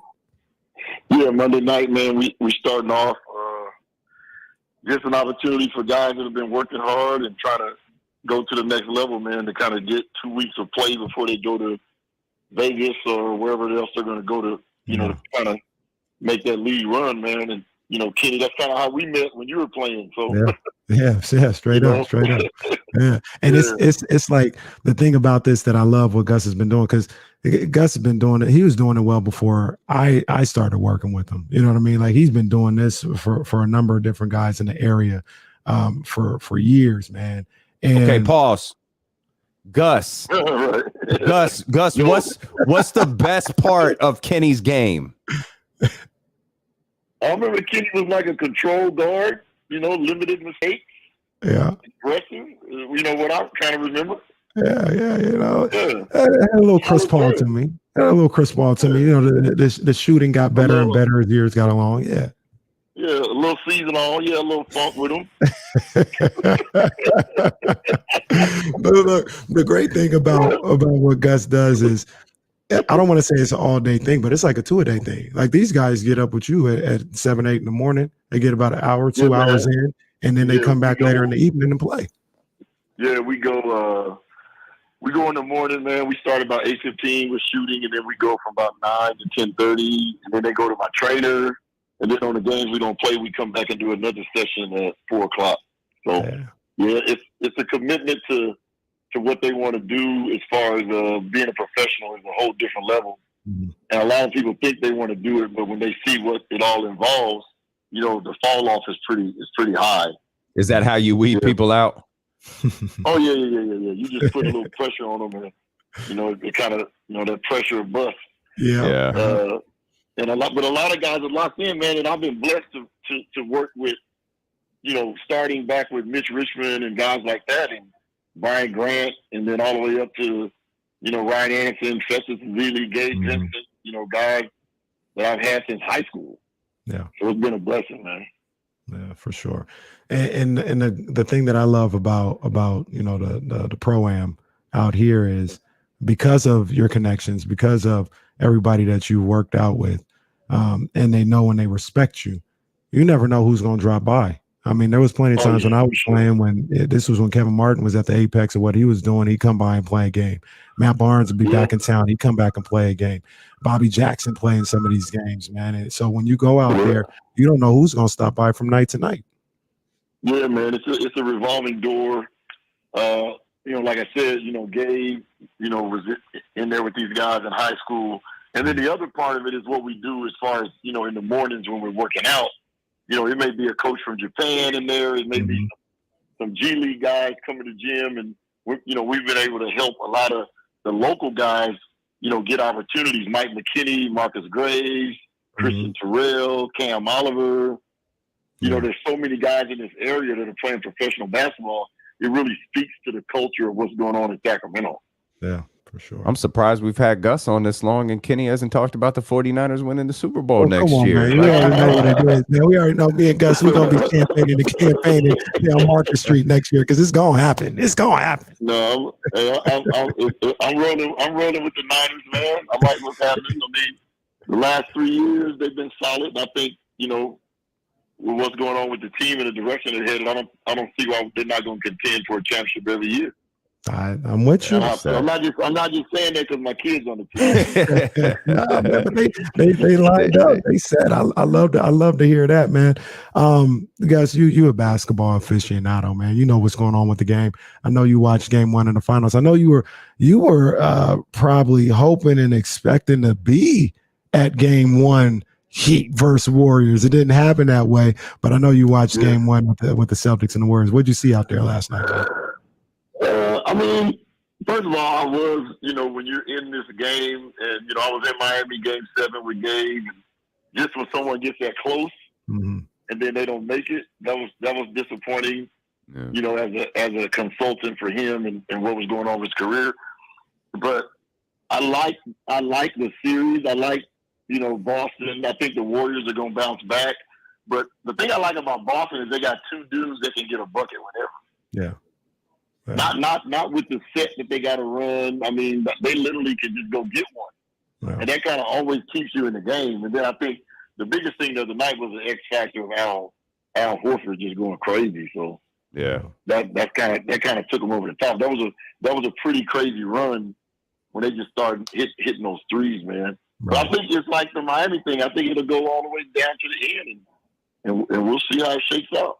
Yeah. That's good for all of us, man. That's good for all Hoop fans out there. Gus, you're welcome on this show, man. Anytime you want to, we'll make sure everybody knows about the pro. And man, thanks for taking a few minutes out and hanging out with us. Man, I appreciate y'all, man. Appreciate you, Kenny, man. Y'all have a blessed day. Man, you take care, Gus, man. Be good, big dog. All right, man. It's big Gus Armstead, yes, indeed, right man. there. Of course, the father of Eric Armstead as well. You talk about raising a good person, man. You talk about good parents raising good people.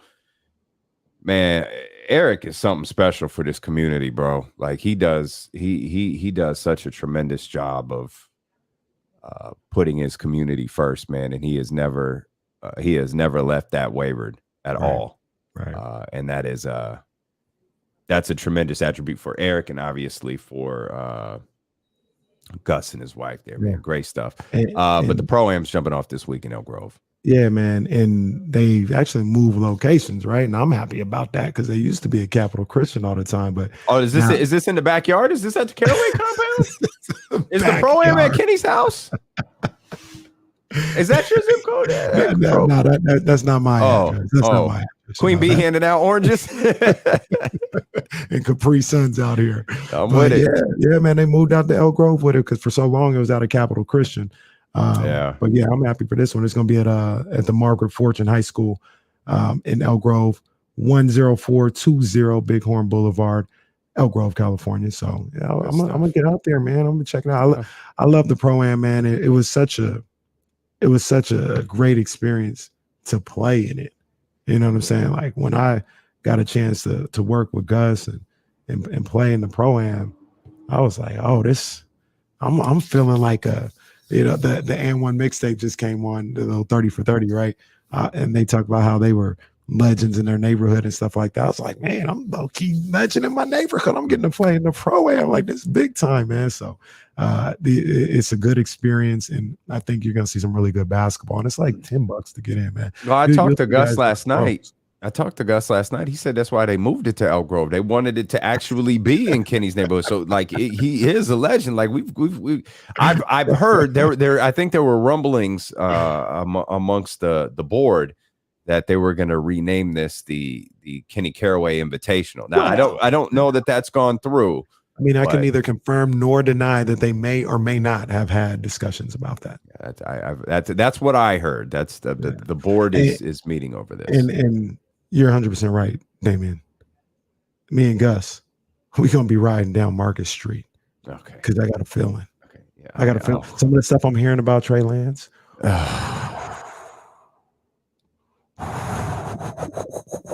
it's June 3rd. What are you doing? It's June 3rd, Kenny. Crazy. Okay. This happens to you like every summer. Right? So, didn't this happen last year? Yeah, and we went to the NFC Championship game. Yeah, it did. Some of y'all gonna start. Did you parade down Market Street? Did you wait? Is it? Well, that's the goal. Is that the goal to go down to the NFC Championship? I didn't say we were gonna parade down Market Street last year. I didn't say that. I said we're gonna be there. Y'all gonna start listening to me though, man. One of these days, y'all gonna listen to me. Real quick, while we're on tonight, just a little bit. I just want to get your opinion on this. Did you see that? Who was it again? Let me pull it up. The Draft Network. Did you see like they did projections for all the quarterbacks in the league? No. Yeah, they did like statistical projections. So it's just like, this is the Draft Network. So it's not a Niners fan page or nothing like that. They did all the quarterbacks. So this is based completely in like non-reality is what you're saying. I don't know how they did this. I don't know if they did Madden simulations or what. I don't know what happened here, but they came up with numbers. Madden simulation. Trey Lance. Tell me if this is good or bad, because I don't know. 3,998 yards, 28 touchdowns passing, 706 yards rushing, 3 rushing touchdowns, 14 interceptions. Yeah, that's good. Yeah, sure. Yeah, that's pretty good.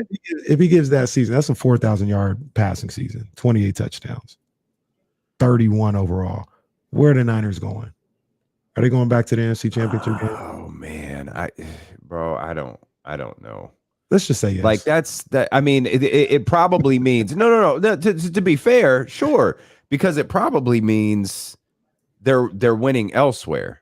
Like they're winning games elsewhere. Like that. Like as you read that, I pulled up Jimmy's year from last year.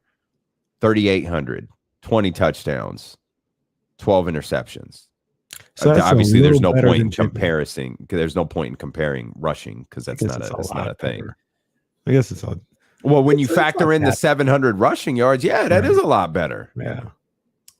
The previous time when the 49ers they actually went to the Super Bowl again, it was 39-78, 27-13. So it's in the vicinity of what Jimmy Garoppolo's been doing.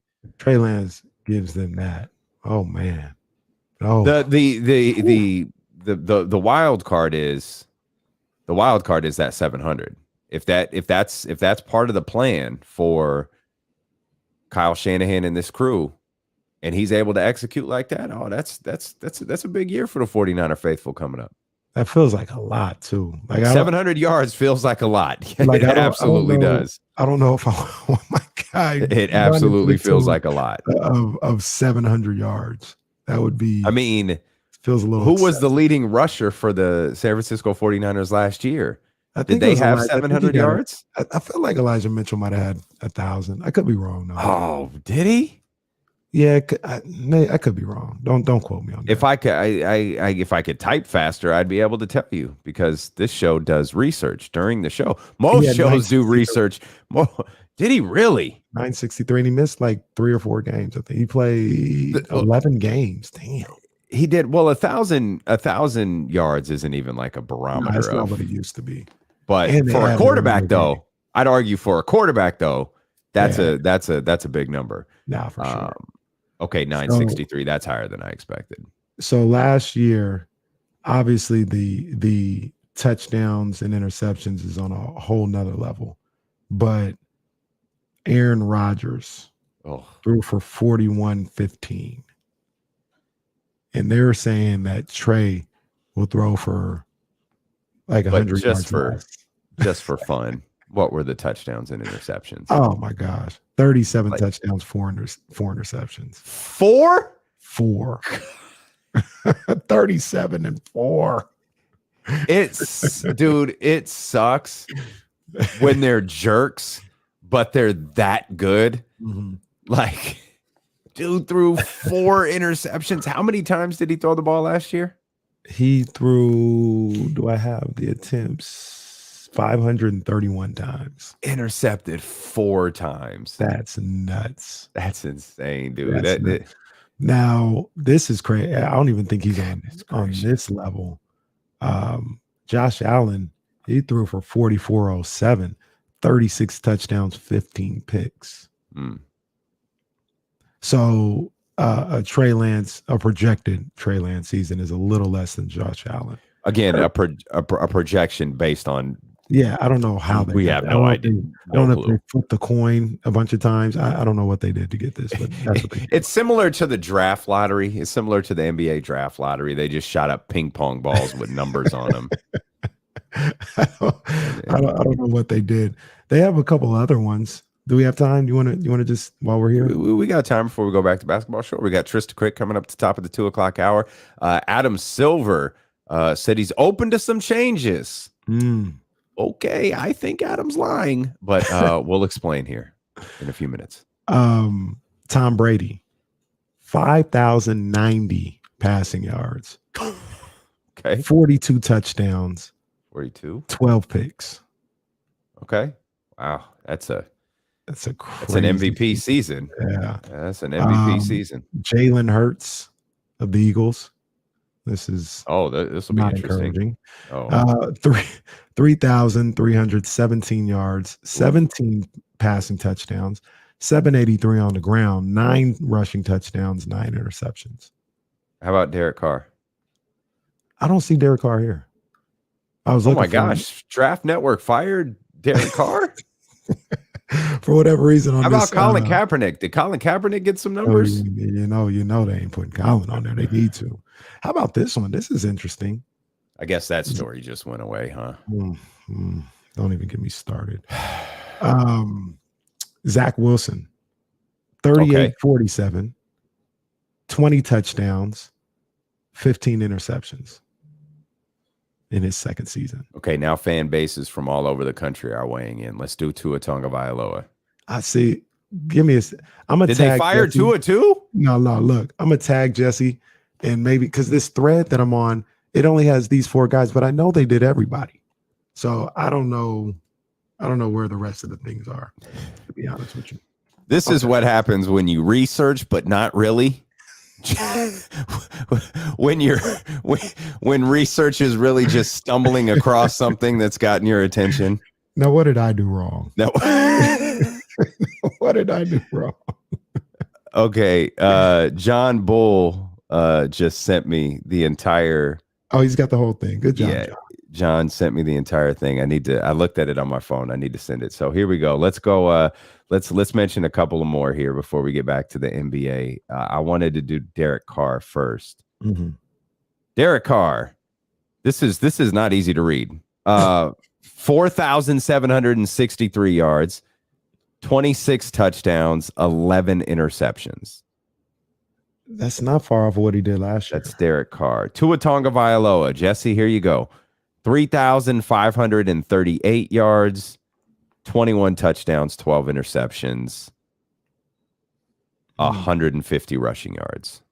They've got Lamar Jackson going for 1,000 rushing yards. Lamar going for 1,000. They got Josh Allen going for 661. Kyler Murray going for 643. They got Russell Wilson's first season in Denver netting 4,500 yards. Yeah, they had along him with crazy. 38 and 9. What did Lamar do last year for rushing yards? Did he do 1,000 last year? Oh, I don't think so. Where is he at? So. There he is. He threw. They have him throwing for 2882. And I'm trying to find his rushing yards.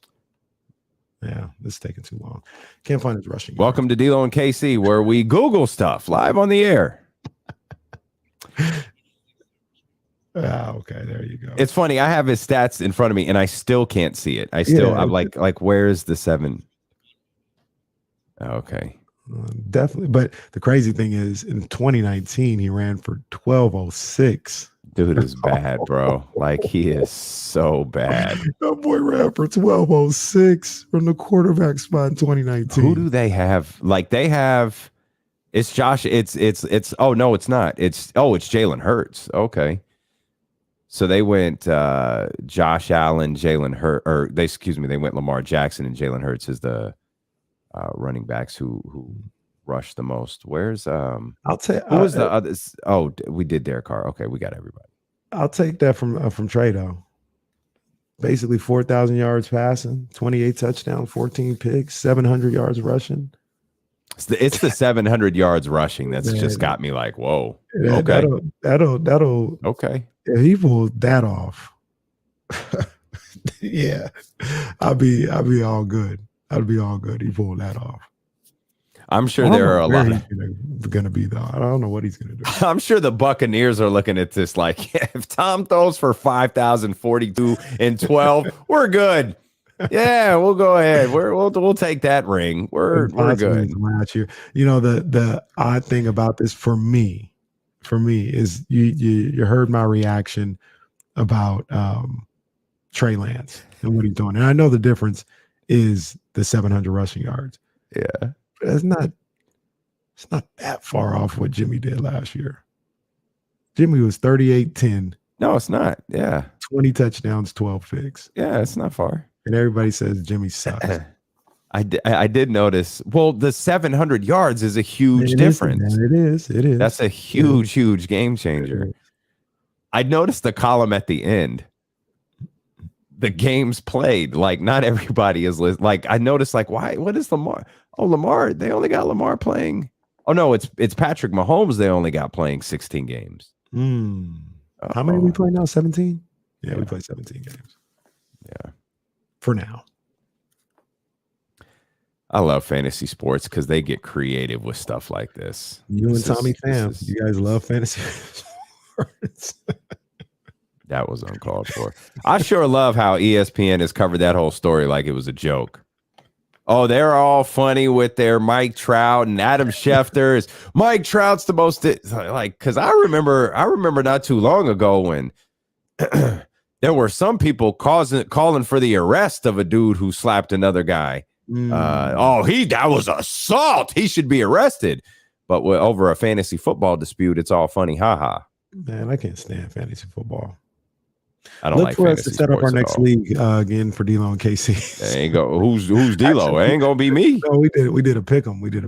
Yeah, pick 'em coming back. Oh yeah, we'll do pick 'em. Finish the season this year too. Yeah, I won't stop 4 weeks in. I promise. No, what we'll do is we'll set alarms on our phone to remind us to actually pick 'em. That's what we'll do.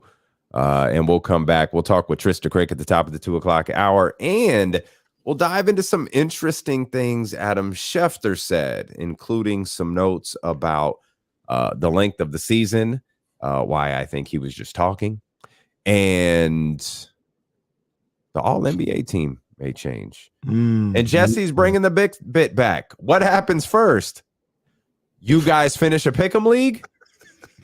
Or the Kings make the playoffs? I think this is the first one where I can comfortably say the Kings make the playoffs. I don't know, man. It's on the fence. We'll be back with more of D'Lo and KC here on Sacramento's #1 sports station, ESPN 1320.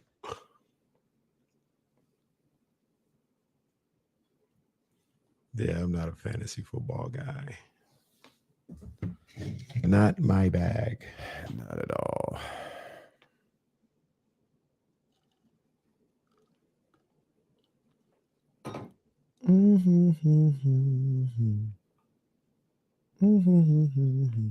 John, by the way, how's the house feeling?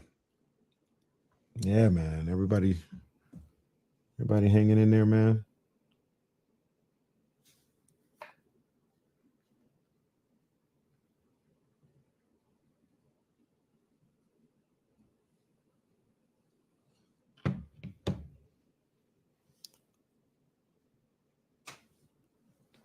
I wish there was a way I could pot up the sound on this monitor right here.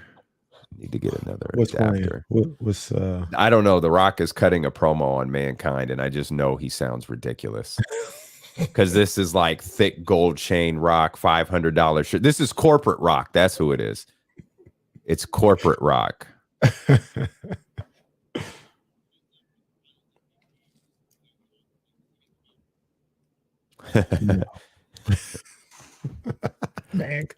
that would absolutely he's a transition champion. Yeah, that would be like when Mankind won the belt. It would absolutely turn into the 24/7 belt.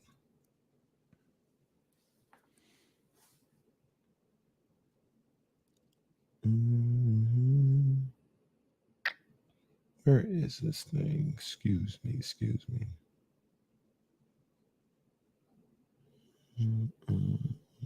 see. Maybe it'll work here.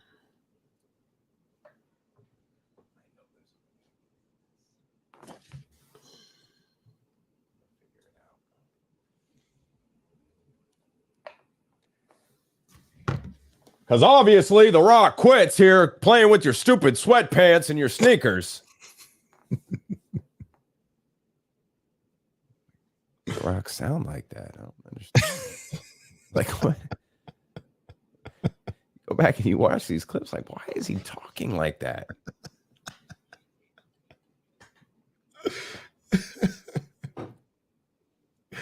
Rudy Poo. Goodness. Goodness, man. Why are these people hating on me? I believe the answer is yes, Mark. They worked a shoot back into a work. Uh-oh. Did something else happen, or are you just talking about? No, I think he's talking about the promo.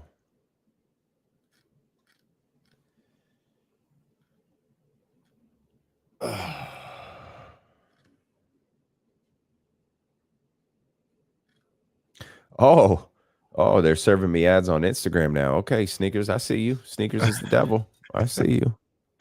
Did you see the cement threes? The white cement threes are coming back. Mm-hmm. Oh, man. Not today, devil. Damn. Not today. Yeah, I'm just gonna prepare. That's all I can do. I really think I want the reverse mochas, and that's it. I've even rationed myself. Send the heritages back and focus all your attention on the reverse mochas.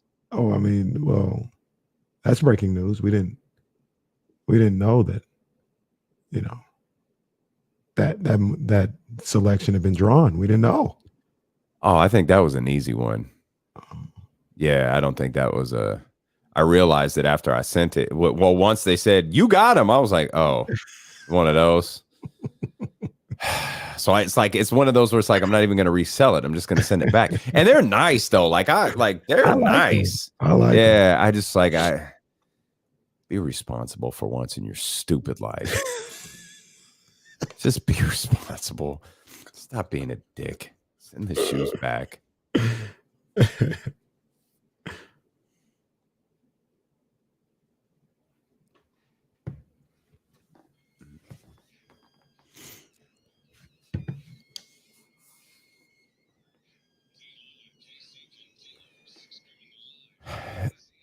Just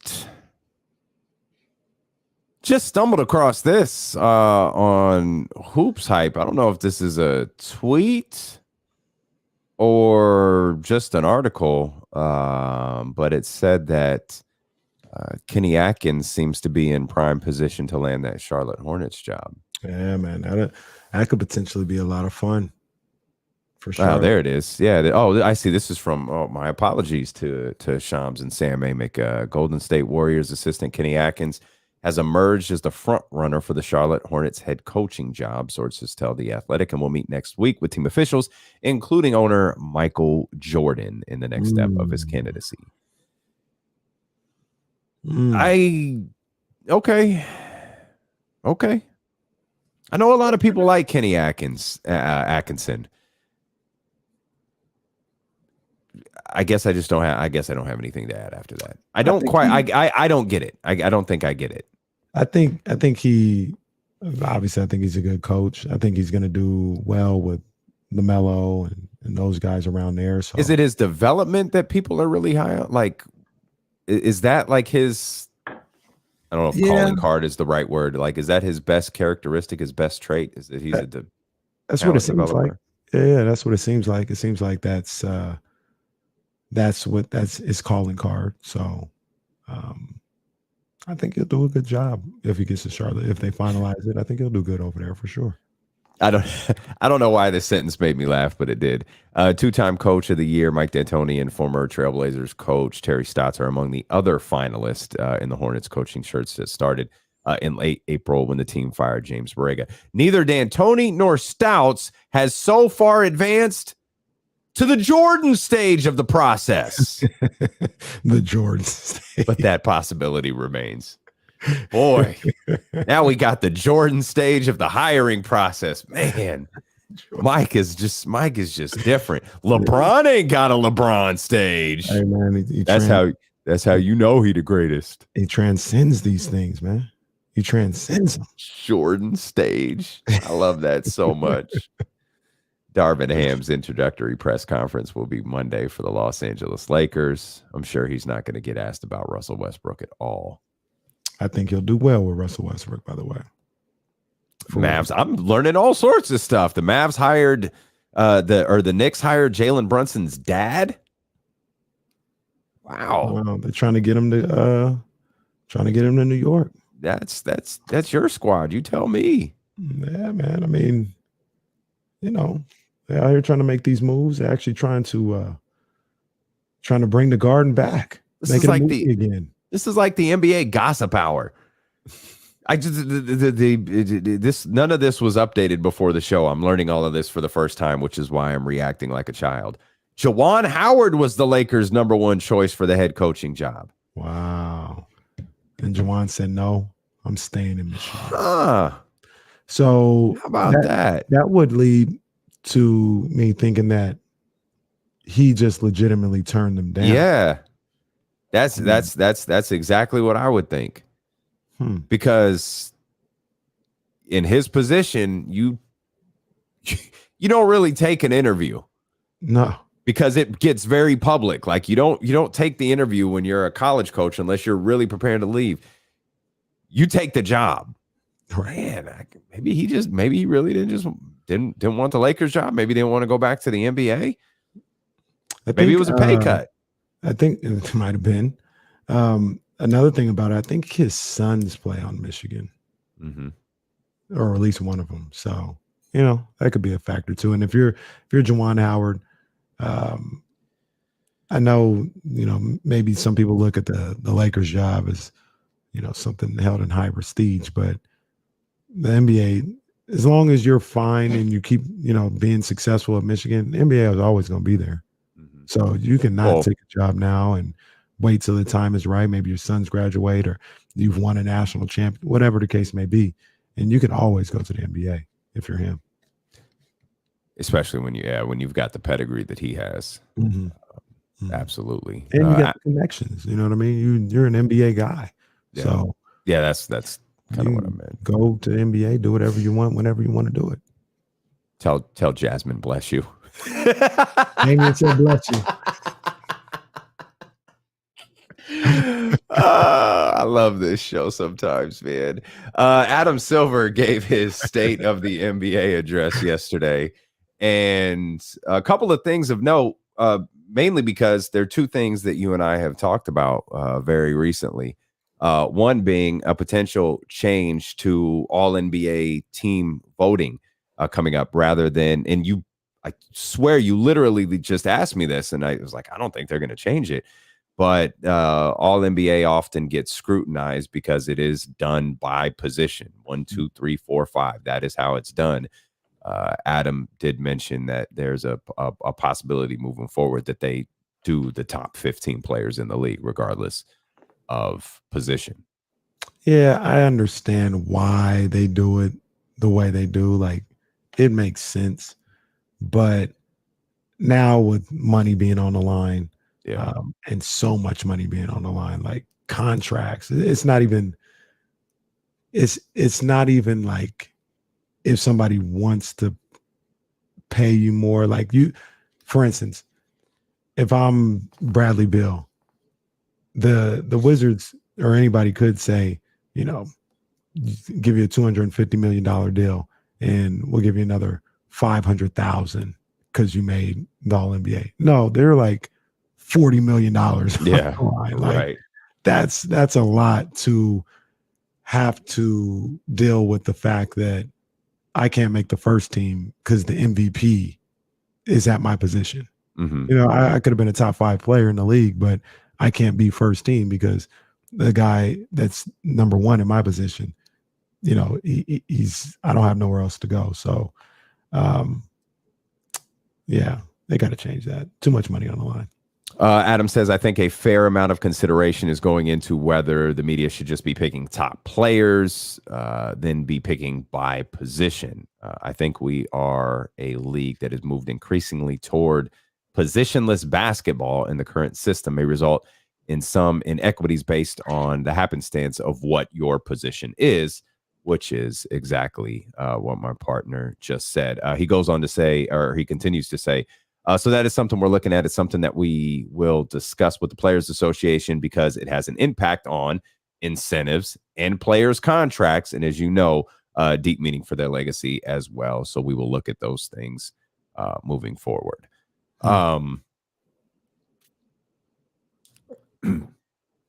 See, you weren't there for me. I needed the. I could only talk for so long before the throat gets a little dry. I was trying to look at the All NBA team. I'm sorry, unlike you in the early segment, you had the dramatic turn, arm up, sneeze. So I was prepared. Oh, my partner needs me.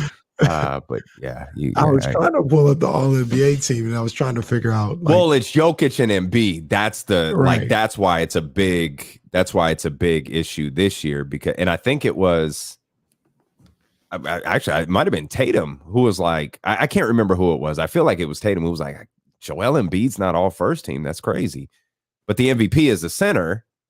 So it would be weird to have the MVP of the league as the second team. He couldn't make it. And what I was trying to see was, and I couldn't get I don't know why I couldn't get a good link, but like who from the first team, like if they did it the right way, I shouldn't say the right way, but like who would come off the first team? My first thought would be Devin Booker. Like if they let the top 5 be there regardless of position. And it's so like Joel is in, and so who's out? It's Booker. It's kind of easily Devin Booker. Because it's not Jokic, obviously. It's not Tatum, in my opinion. Maybe someone would say it's Tatum, not in my opinion. It's certainly not Giannis. I don't think it's Luka either. And I don't think so either. This is kind of messed up for my guy, Devin Booker, but you just look at that list. It's like who doesn't belong here? Come on, Devin's a hell of a ball player. Yeah, he's not top 5 player in the league. No, he's not. He's not. Sorry, Devin, but you made it this year before the rule changes, so you're good. Another thing that Adam Silver mentioned that we've discussed relatively recently is now. I don't think this is going to happen, but he mentioned he'd be open to shortening the 82-game schedule. But he also said if there can be a direct correlation between the schedule and injuries, he'd be open to listening. I don't think that direct correlation is going to be made, no matter how many times it's tweeted about or speculated upon. I don't think a team of physicians is going to be able to come together and say, hey, this amount of injuries are happening to players because of the 82 game schedule. It's magnified, and it's been magnified recently because when we've seen injuries to like star players, when you see a lot of star players go out, that's jarring. You might see the same number of players go out every year, but when you're seeing, and I think it was LeBron, Donovan Mitchell, Devin Booker, Chris Paul, you see all of these like top players go out at the same time, then it becomes, oh my gosh, everybody's hurt. No, the big boys are hurt. The big names are hurt. Yeah. Adam Silver basically said, yeah, I think we can, we can definitely talk about shortening the schedule. You guys prove to me that the sky is really purple. And if you do that, I will shorten the schedule. He could have Monty McNair the whole thing and just went, yeah, no. Yeah, no. Although, like, I with that, you've mentioned this, and I agree with you 100%. Even if the games went down to 72 or like 70, people would still sit out. They wouldn't play 70. They would be like, oh, well, I'm gonna play 60 this year, or you know what I'm saying? Like, they'd still find a way to sit out the game. So I don't think that would change. I think as I read some of Adam's quotes from yesterday, reading them back, I think he was actually agitated with the question. Anytime you start a sentence with, as I have said before, they said, I told you already. Per my last email, what we don't see. What we don't see is increased number of injuries as the season goes on. He goes on and on and on. He's tying the number of games to injuries. I love the State of the NBA address. It's always fun. As is talking to our homegirl. Oh, I can't wait. Where is she at now? It's a new game that we play here Friday at 2:00. Where in the world is Trysta Krick? I am currently in I'm in a hotel in New York right now. Oh. Can you hear me? You guys can hear me okay? Everything's good? You're in a hotel in New York. We got you. I'm about to go on CBS Sports Radio, hopping on with Zach Gelb from 6 to 8. So I just decided I would take it here instead of at FAN so that I could do a little prepping, hang out with you guys, maybe have a little iced tea. Okay. All right. I see you. I see that's green too. It is. So it's a dirty game out here in New York. I left my my favorite denim jacket on a rock in a park. It's gone, just gone, done. Wow. Done. There's so that's where we're at. There's an Instagram page. I think it's called What in the New York or something like that. And I'll tag both of you guys in it. I mean, New York is not even on Earth. Like it's a really, really crazy place. And I love that place. It is. No, me too. It's I'm about to tomorrow or Saturday when I go on the show and do it, I'm percolating a take about the city and how it affects athletes. It just beats you up. It beats you up, beats your soul up. Not everybody's made for that. Certain athletes, I think, because you can't really hide from New York City. Like, you could be in a penthouse and come down and see a rat and somebody defecating on the street right there. Like, that's doesn't matter where you're at. Like, it doesn't matter what income level. It doesn't matter. You can't escape it. It doesn't matter your strata. It's just New York is ever present. Yeah, New York, a wild place. New York ain't for everybody. That's for sure. Certainly not long term. Certainly not long term. How you feeling after game one last night? Amazing. I tell you what, there is no feeling like putting money on Golden State to win. Like, there's just no better feeling on earth because there's just no losing. There's just like, you have this feeling of contentment and bliss. And like, I don't care if my $25 my raggedy $25 bet can change the fortunes of the Golden State Warriors. So be it. So be it. Well, look, I mean, We're spending $25 of her own money every game for the Warriors to lose. Damian missed it last week when you said, like, I'm gonna root for them. I'm gonna put money on them where either I'm gonna win money or I'm just gonna give them bad karma. It's a win-win. Oh, and like I don't say anything bad about him anymore. I'm like, oh, this is except for let's just back it up real quick. So did you guys see, because I missed it in January, that Steph voiceover over the Clay comeback video? Oh yeah, they were on your head about that. I saw that. Yeah.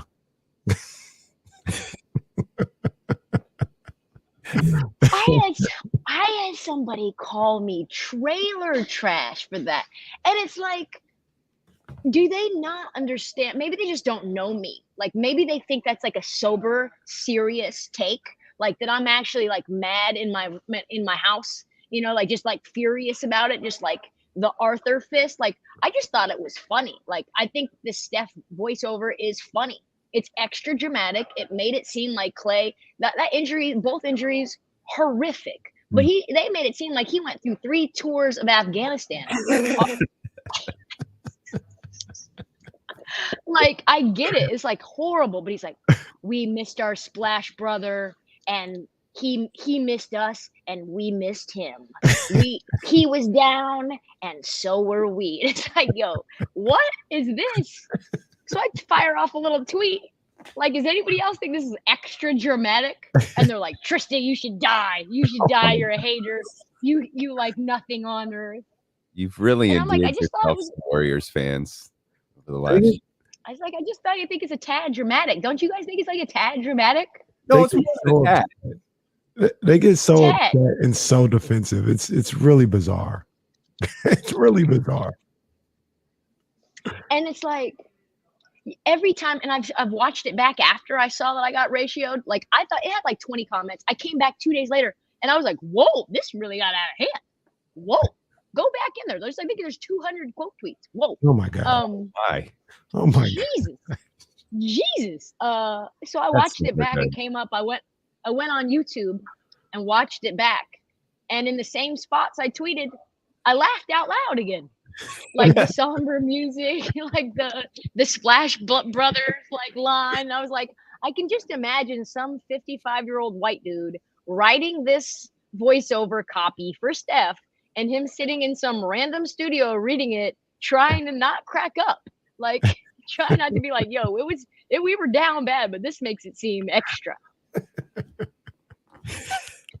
I love this. This is wonderful. This is so wonderful. What do you think the Celtics did well last night? Can I quickly ask you a question? Did you ride for me? Did you guys ride for me when you had Bonte on? Did you guys ride for me or no? Yes. Absolutely. You did. What'd you say? What'd you say? That we're Team Trista. Oh, I didn't say we. I said that I'm Team Trista. I said Trista's. And what'd you say? About the Steph Curry point guard, you didn't say anything. You just left me. No, that he's the greatest shooter of all time, and that's what he should be classified as. Oh, well, on that particular case, you know how I feel. I said he's a point guard. You got to classify him as a point guard. Okay. Yeah, Bonte made it seem like you guys tossed me. Oh, that's cap. Cut the audio. That's cap. No, that's cap. He made it seem, and I was like, maybe I'm just gonna ask you guys myself. We can be honest with one another. Like if man to man, you guys weren't comfortable riding for me, I know we got to meet in person. No, and that loyalty comes. No. That loyalty comes with blood to blood. You know what I mean? No. You first of all, you guys are both part of the family. So you know what I'm saying. We talking as family. You know, Trista, Bonte, D-Lo, and Casey. We talking as family. But we didn't do that. Good. Yeah, and we brought it up. Really? Oh, yeah, we were the ones who brought it up. We made sure that conversation didn't end before we said we're Team Trista or I'm Team Trista. Now, once again, I did because I disagree with Trista and Damian. You got to classify him as a point guard. I do feel that way. He's a point guard. So what you're saying is that Bonte cherry picked your take and disregarded Damian's take when he was in the mentions. That's basically what happened. It's all good. See, all this happened over Twitter. Is that where this happened? I didn't even see it. Yeah. You know, it all happens. It goes down in the DMs. You know.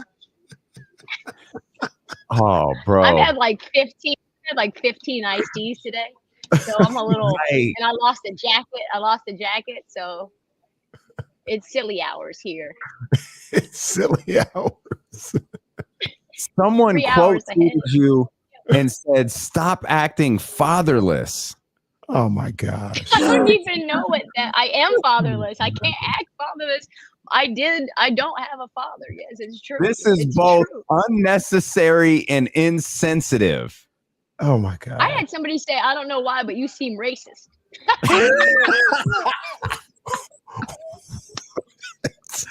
Oh man. And I was like, listen,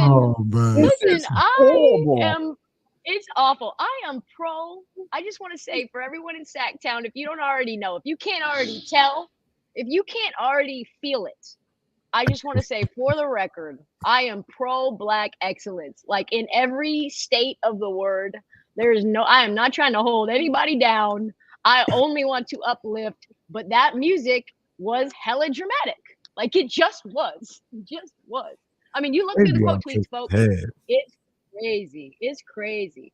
Some guy was like, "Oh, you lost." You genuinely want Nick Wright's job, don't you?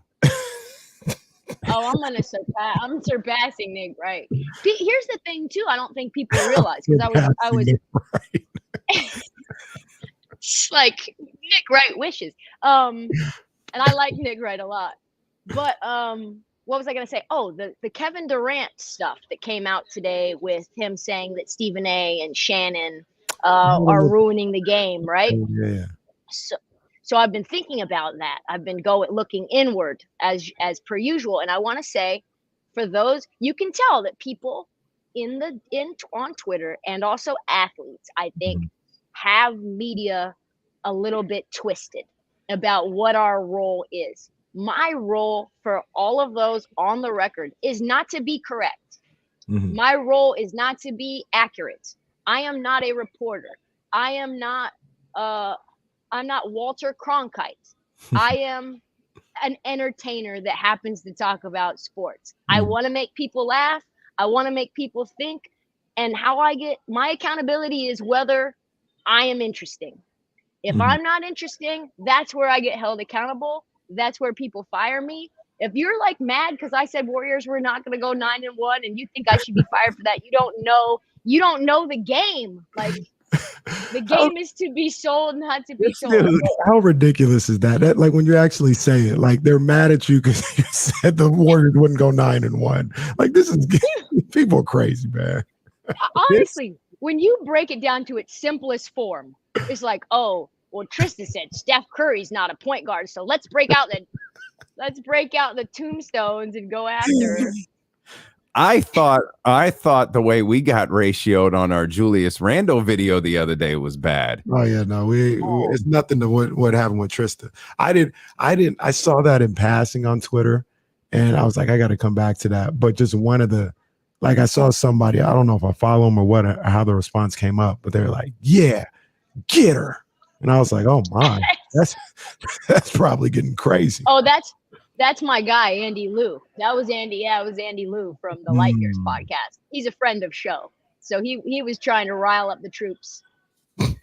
I love how frequently you anger Golden State Warrior fans. That is one of my favorite parts about you. It's awesome. So what happens when I join Dub Nation as an infiltrator and a mole to only say nice things about them just so that they can end up losing games? You get a ring from the Boston Celtics.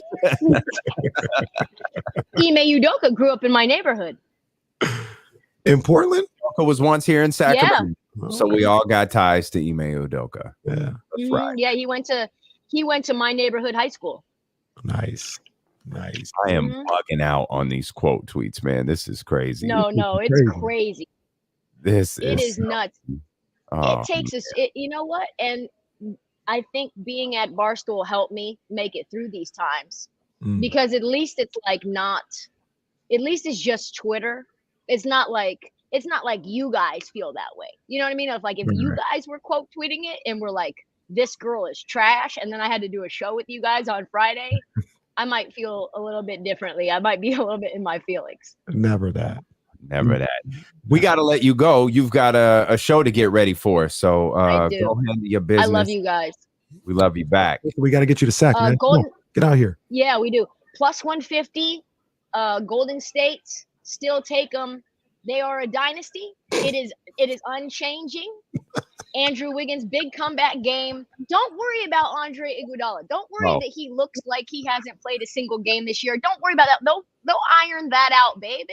They'll put Jordan Poole on the bench where he belongs. Things will get back to the homeostasis that is known for Golden State dynasty. If you have money, put it on plus 150 Golden State. Yep. Steph Curry to win Finals MVP.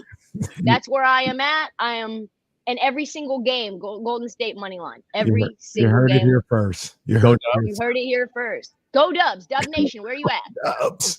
Go Dubs. Thanks, Trysta. That's Trysta Krick, host of Bet MGM tonight. She's head over to WFAN to do her show there in New York. Yo. This thread is crazy. I caught a quick peek of it like a couple days ago. I was like, yo, I need some time to go down that. It is awful. It is. Just off. This dude said, it's a lot, man. Oh my gosh. We're stepping out. We'll come back. I think Kyle Madson's running a few minutes late, but he'll join us. We'll see what his tone is on the Golden State Warriors. And of course, we got James Ham coming up at the top of the 3 o'clock hour here on Sacramento's #1 sports station, ESPN 1320. All right, I'll be right back, partner. For sure. No show today. I'm just rolling. Just rolling. We could talk. We could talk about we could talk about boxing if y'all want to talk about. Dr. David, it's gonna happen. Top Rank isn't in the way anymore. Spence has already said this is what it is. Bud said it. There's literally no reason for it not to happen. Bud wants it. Spence wants it.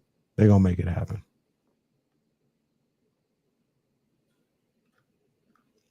Shout out to Bill Haney, Devin Haney's father. They got a last minute visa. Hopefully they get him over there for the fight. So yeah, that'd be a good look. That'd be a good look because they trying to stack all the odds against Devin. But it won't matter once they get in the ring because Devin gonna beat Kambosos. People wasn't saying nothing about Kambosos a year ago. Not one word. Now all of a sudden he can beat anybody because he beat overrated ass T.O. Man, ain't nobody trying to hear that. Devin Haney about to beat the brakes off that boy.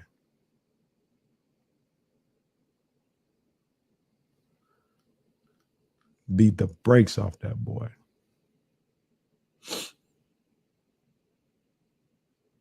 Well, Dr. David, you know Eddie Hearn.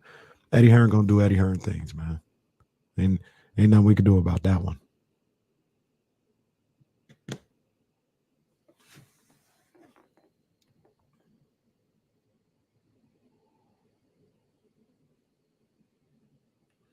Well, Chrissy, he might get slept soon, but it ain't gonna be against Kambosos. I know that much. That's easy work. Kambosos, that's what we call a lick. That's easy work. He got the belts. Oh yeah, let me fight him.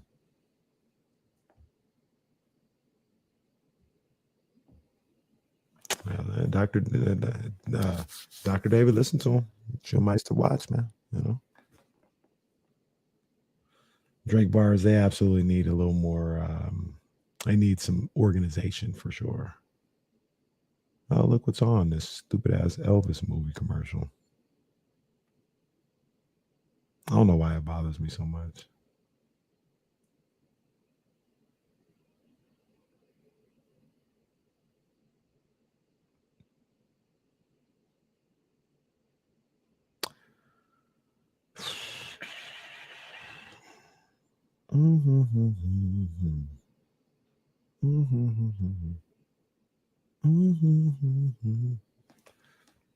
Anybody following the college softball World Series or baseball? We'll see. I know Ramsey is. Ramsey, who's going to win the national championship?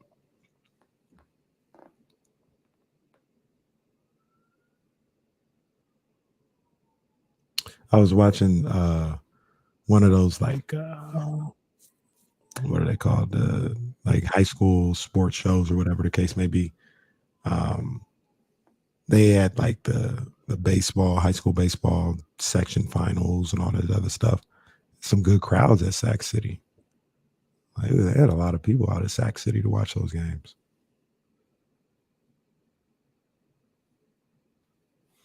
Oklahoma in softball. Who's winning in baseball?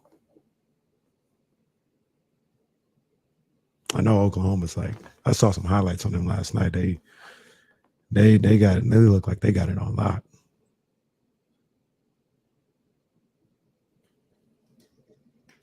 This dude ain't late at all. I crushed it. You killed it. What's up, man? What's going on, fellas? What up, big dog? Is that a Omaha hat? No, it's the Oakland Oaks. Okay.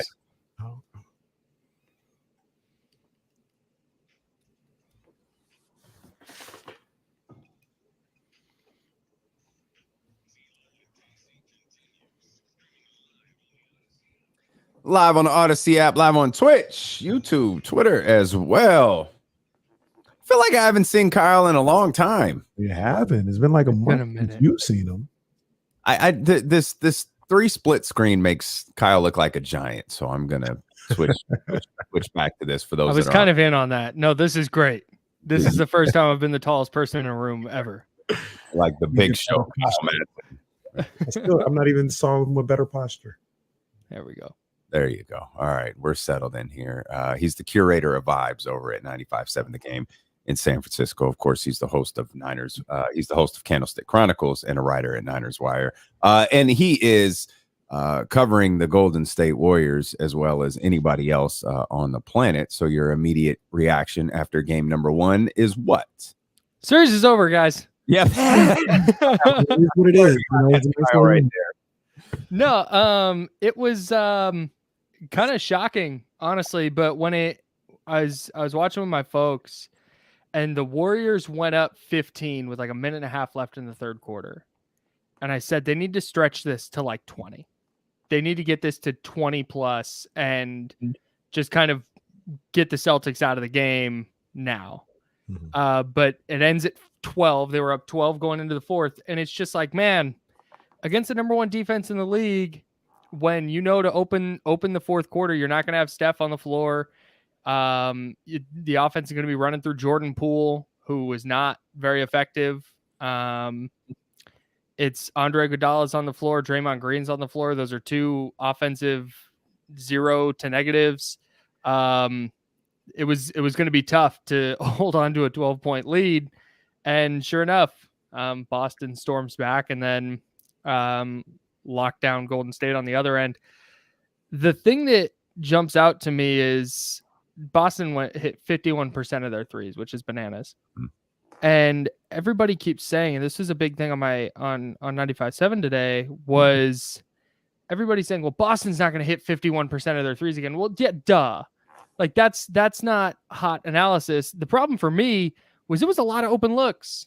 Boston had a lot of, and so, okay, maybe they won't hit 51%, but are they going to shoot 43, 44, 45% for the series? Maybe.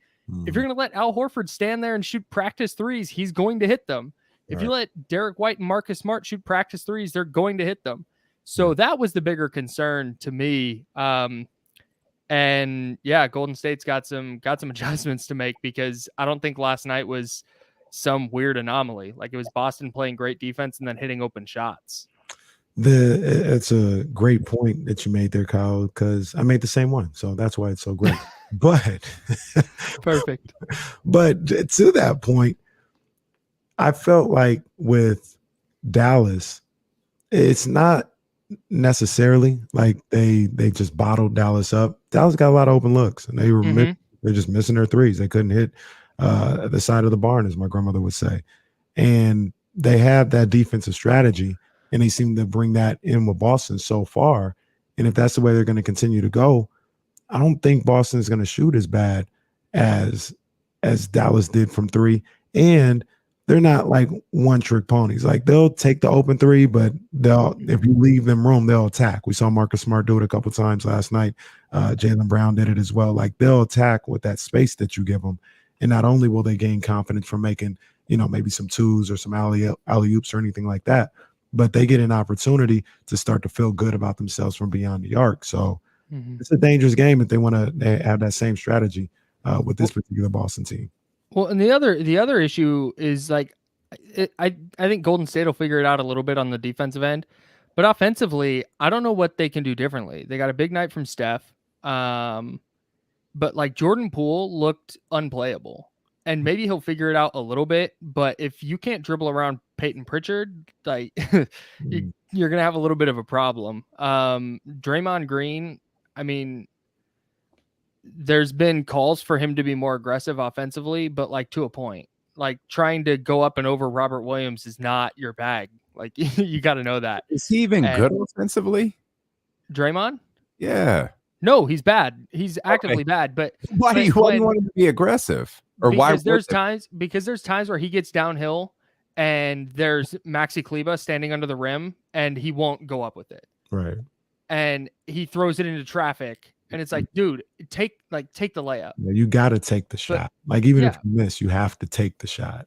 But there's limits to that. He started 0 for 5 last night, and he kept going up into traffic, and it just wasn't like the kind of looks you want Draymond taking. So, it was jump shooting a lot too. Yeah, a couple jumpers in there. Like Clay can't create off the dribble at all against Tatum or Smart or Brown. It's just they got some problems to work out on both ends, and I just don't know if they're gonna have enough time to do it. But we'll see in game 2 how things go. And I mean, I would think too, as a Warriors fan, you're looking at it like, man, there's a lot of things the Warriors have to correct. But if you're Boston, you're not like, whoo, okay, we've got this figured out. Like Boston, you talked about them being down by 15, getting hot there in the fourth quarter, doing the things that they did. Tatum was offensively, Tatum was distributing the ball fantastically, but you're going to need more from him offensively. I think he finished like 3 of 17 or something along those lines. Boston has a lot it has to correct too. I don't know who feels better headed into, film watching, knowing, okay, we've got enough here to correct that's going to put us in a good position. Draymond said yesterday we dominated for 41, 42 minutes, which I know eye roll inducing. What game was he watching? That might have been the problem, is he was watching and not playing. Right. But I don't know. The fact that like Draymond, I wish I could remember who said this, but that post-game quote from Draymond where he's like, we dominated 42 minutes and Smart and White and Horford went 15 of 23 from 3. That tells you all you need to know. Like that sounds like Golden State's game plan is, we're going to let him do it again, which is nuts. You can't, if Golden State plays the exact same game they played, forget like what Boston does. If Golden State plays the exact same game, they're not going to win a lot of games. They're not. There's nothing for us to be worried about because we really dominated the game for 42 minutes. And if we just do the same things and make our shots, then I'm telling you, we will win this series in 5. They are who we thought they were. Wow. You've been working on that? Funny. It's a good Draymond. It's a really good Draymond. You have to fit in there that people don't know what they're watching. Oh yes, that's y'all don't watch enough basketball. Like you've gotta fit that in there somewhere. I don't know, man. The one thing that I think that the Warriors can do, and I think they will do it, I think they should do it, we'll see if they will or not, is they may have to extend the minutes that they play for Steph Curry. Because another thing about the one that I didn't like is I didn't like the minutes with him off the floor.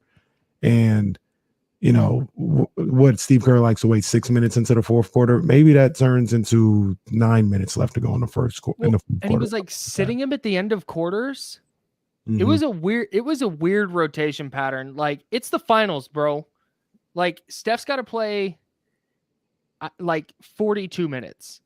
Yeah. Like give him the whole first quarter, give him what's 42 minus 48, that's 3, and then check him back in at 9 of the second and the fourth. Yeah. Like that's what's got to happen. Now, the concern with that, Kyle, is against a team like Boston, who's physical, that keeps pressure on him all game long, essentially, with whether it's Tatum, Smart, whoever's guarding him at the time, switches, traps, all this other stuff, you may wear him down. I think that's the risk you got to take. But I'll run that risk every time over Draymond Green, Andre Iguodala, and Otto Porter playing hot potato on the perimeter. Like hard pass on that. Not to disparage Otto Porter, he was great last night, but yeah. And not to disparage Klay Thompson at all either, but are you just kind of hoping for like one of those breakout nights that he had? What was it, game 5 last series? I don't think it was game 6, but yeah, just one of those explosive nights from him, knowing you might not get a ton in the other games. Yeah, basically. It's just like, hey, can you hit 7 or 8 threes tonight? His inability to create off the dribble, that's always been a problem, but especially now. Yeah. That's a huge issue. But why is he being asked to do that now then? Because Boston's forcing the Warriors to do it. Mm-hmm. Like it's ball denial for Steph, and so it's the Klay and Draymond two-man game, and then Draymond gets out of the way. It's not great. That's a tough world to live in. Yeah. They one of the encouraging signs I would think, at least for me, is they got a good game from Andrew Wiggins. He looked like he was ready to go, and I do believe Jordan Poole. Maybe it's one of those things where Jordan Poole, first time under them lights, it was a different vibe. He just didn't play well, whatever the case may be. I think he bounces back. I don't know if he plays like he did in the Denver series or at the end of the regular season. I don't know if he gets back to that in this series, but I do think he plays better. He's a good ball player.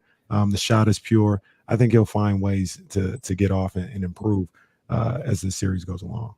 Yeah, I think so too. And it felt like last night, he's such a creative finisher around the rim. And I think he just needs to trust that and go. It was like they had a plan to not attack Robert Williams, which fine.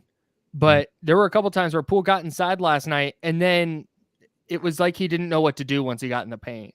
Mm-hmm. And you can't have that. You just got to go up and try and finish and score. So I don't know. We'll see. It's just, it was encouraging that they got up by 15. But the fact that Boston just kind of locked down their offense, Boston tied it at 103 and then went on a 17-0 run. It's just wow. Yeah. Like, man, that's tough.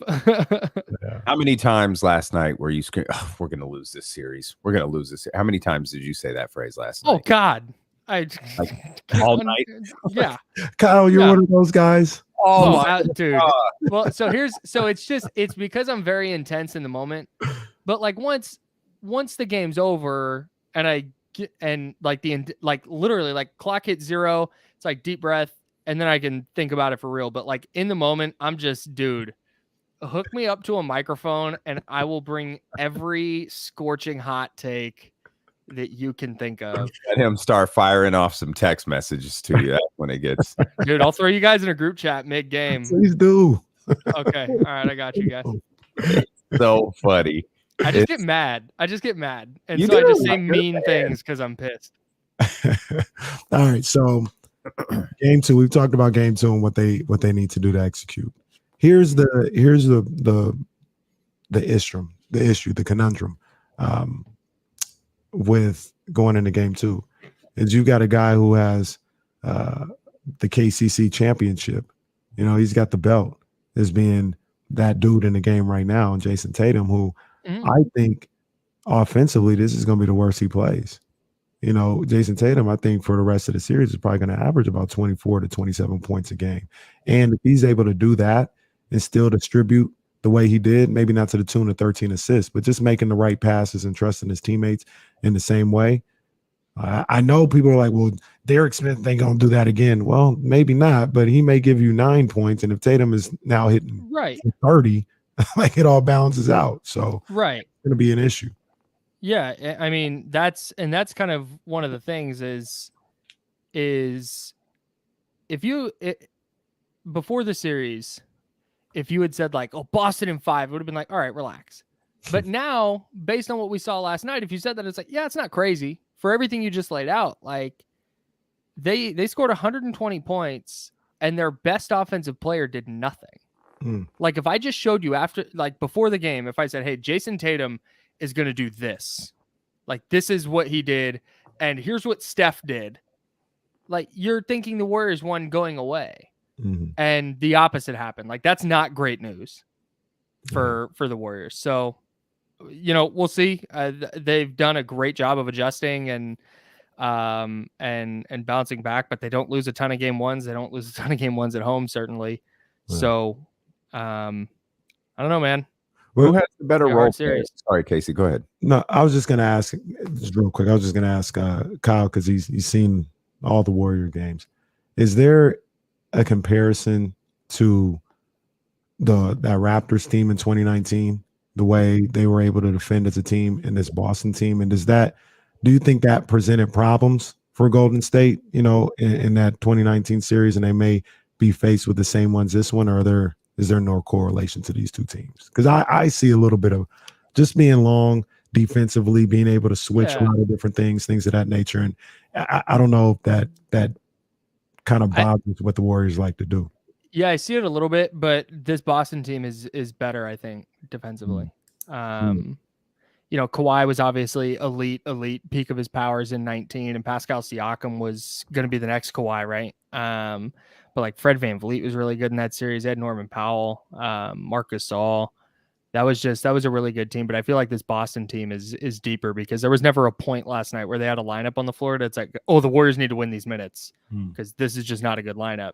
And it felt like that a couple times against the Kyle Lowry was on, of course. I think maybe a little bit, but Boston, I think, is a better version of that. Who has the better set of role players in this series? Ooh, Boston. For sure. Based on last night. Yeah, I think so. I mean, are you taking what are we considering role players? Well, I guess that's a great question too. At first, we were kind of like looking at the bench, and then we were kind of like, all right, let's stretch out from Steph, and then we couldn't figure out who the duo is in. Well, okay, so I guess that's my problem. If you're taking like, okay, here's Steph and here's Jason Tatum, those are the two stars, right? And then you start going under that. Yeah. Like, how many Celtics are you taking before you get to Andrew Wiggins? I feel like you're listening to it's Andrew Wiggins, by the way. So that's where we went. I think we went Brown, and then I think we went Marcus Smart, and then Andrew Wiggins, if I remember correctly. We said Andrew Wiggins, but there was a discussion about Horford. I think we settled. I'm taking Wiggins over Horford. Yeah. We settled on Wiggins, but after that, you got Horford.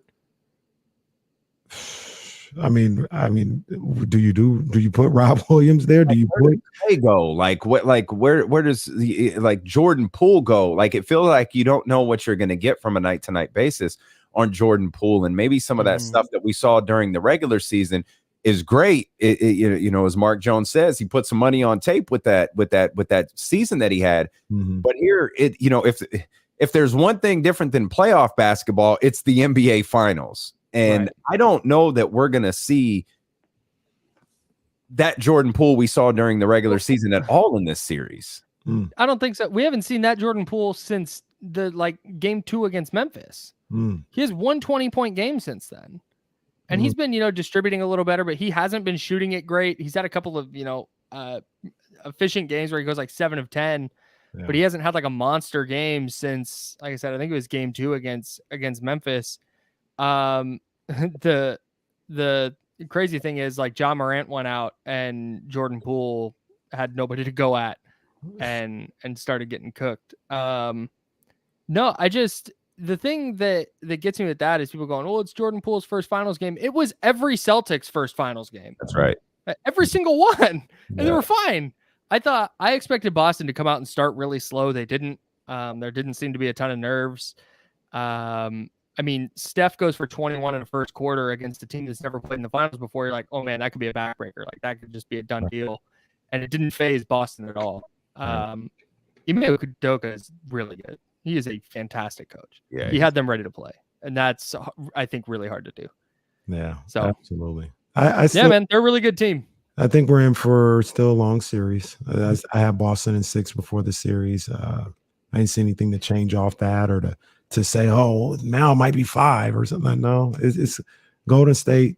They are who they are for a reason. I think they'll bounce back tomorrow or Sunday, excuse me, and be ready to even this thing up. Do you want Yeah, I to? think so. Do you want to pay tribute to Frank Gore before we're done? Frank, He's great, man. He's great. He was so I said this on the podcast on Candlestick Chronicles. Subscribe, rate, review. I Okay, stop right there just for 1 second. What are you wearing? What are you wearing? Like, jersey. There's a discussion. It's a Steve Kerr jersey. Oh, it is Kerr. There's a lot of discussion in the chat about dude is wearing a Steve Kerr Arizona jersey. Yeah, sick as hell. Yeah, that's fine. I get so many compliments on this. It's fantastic. Like I was like, what Warrior throwback is that? Like, and then you backed up and I saw the Arizona and I'm like, okay, wait a minute. What are you? That's man. very nice. It's fine. When you make a bucket, they go, it's Steve Kerr, and then the crowd will go, Steve Kerr. If the only cooler Arizona jersey to own than this one is Kenny Lofton. That's a fact. Oh yeah, that'd be so sick. If I had a Kenny Lofton Arizona jersey, I'd never take it off. Didn't they make the tournament together? They played in the backcourt. They were a tournament team. Yeah, that sounds right. But now there's like 10 Kenny Loftons in the sports. There really is. None of them look alike either. Loftons everywhere. Well, there's only one true Kenny Lofton. True. True. Very underrated player. I interrupted you. You were gonna sing the praise of Frank Gore. No, Frank Gore. He was the coolest part about being a 49ers fan from like 2005 until the Jim Harbaugh years. And then Jim Harbaugh comes along, and now not only are the 49ers good, but their offense centers around Frank Gore. And you just can't tell the story of the 49ers through the mid 2000s and through the early 2010s without starting with number 21. And I don't know, there will probably be like better, like, you know, just like production wise, better players in my lifetime. But I don't know if there will ever be a player that just like oozes 49er more than Frank Gore. His 11,073 rushing yards are a franchise record that I doubt will ever be broken, just with the nature of football now. And just like you think about 11,000 rushing yards with one team, that means you have a running back on one team for like, that's 1,100 yards a year for 10 years. And that's just really hard to do now. So running backs aren't on teams that long anymore. Right. They're barely in the league that long, much less on one team, much less being that productive. I mean, 16,000 rushing yards on the dot over 16 years. He's going to go into the Hall of Fame. Yeah. Whether he goes on first ballot or not, I don't know. I mean, the voting process is weird, but it's really dumb. He'll go into Canton one day though. And it's going to be great because he'll have earned the hell out of it. So shout out to Frank Gore. We love 2-1. We love 2-1. Real quick before we leave, Kyle, I want to ask you something. I want to read you some numbers, and I want you to tell me where the 49ers season ends if these numbers come to fruition. Okay. 4,000 passing yards, 28 touchdown passes, 706 rushing yards, 3 rushing touchdowns, 14 interceptions from Trey Lance. 4,000 passing yards and 700 rushing yards. Oh my God. This was a projection by the Draft Network. They did it for all quarterbacks. Just randomly for all quarterbacks. It's a fantasy football thing. We have no idea how they came up with these numbers. Yeah, I have no idea. Bro, okay, if Trey Lance throws for 4K and runs for 7, the 49ers are winning like 13 or 14 games, and he's going to be the MVP. Like that's insane. Like I have high hopes for the kid, but good Lord, that's an outrageous. This is Draft Network. This wasn't like a Niners blog. This is just random NFL people. Like I said, we don't know how they got these projections, but that was his projections. I forget the exact numbers, but Josh Allen's second year was like not great, but it wasn't horrible. It was like, oh, okay, that's if they get Josh Allen year 2 production from Trey Lance, I think that'd be a good building block. But 4,000 passing yards would be, let's go, man.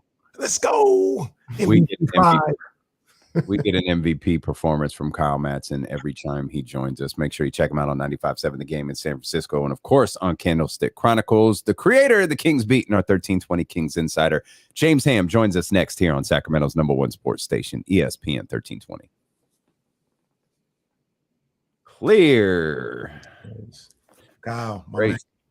Good to see you, Casey. All right, man. Nice job navigating home. I was like, I would probably get Kyle around 25, 30, somewhere around there. So I get in my car at 12:50. I had to go buy some stuff at a place after work. And so I get in my car at like 12:50, and I was like, great.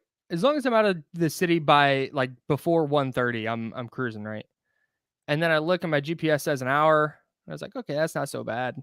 And then I hit traffic going through the Caldecott Tunnel because there was like a big delay. There was a bunch of construction. But through the construction, I'm like, cool, I'm going to cruise. Well, then all of a sudden my GPS thing jumps from like, I'm sitting at like 33 minutes. And then I look down about 15 minutes later and it's at like 26 minutes. I'm like, oh, and then I come to a stop. And it ended up being like 2 police cars just like on the side of the road, and people were rubbernecking, even though there was nothing going on. It was annoying. But no, I got through there and then flew home. So all right, good stuff. Yeah, man. Everything good? Yeah. Just finally settled in. Like we're not no plans or anything. Yeah.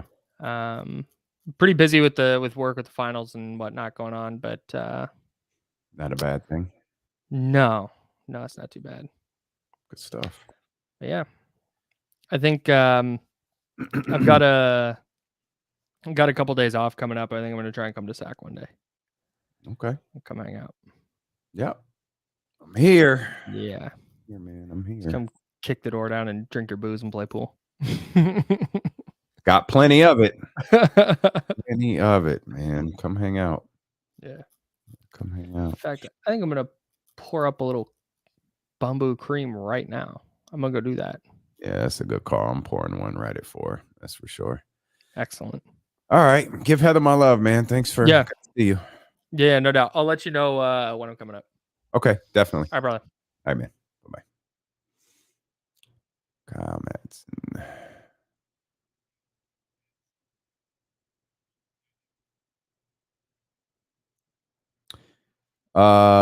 Yeah. Yep. Yeah, no, I there was this, I don't know, man. I mean, obviously I've stated I'm rooting for Boston. I felt like this before the series started. I think Boston's better. Yeah.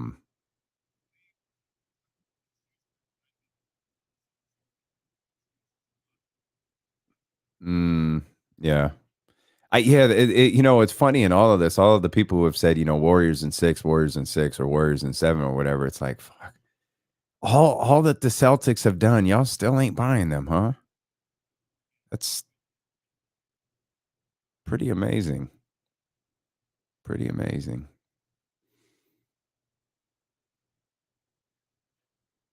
Pretty amazing. But I think one of the biggest stories will be how obviously everyone will be watching the Warriors because they lost, but how does each team respond in game number 2? What adjustments do they make? Was Draymond's tone accurate? Like, are they going to continue to sit off these guys and let, like, Al Horford has won a couple of games in this postseason. Like, at some point, man, y'all got to take him seriously.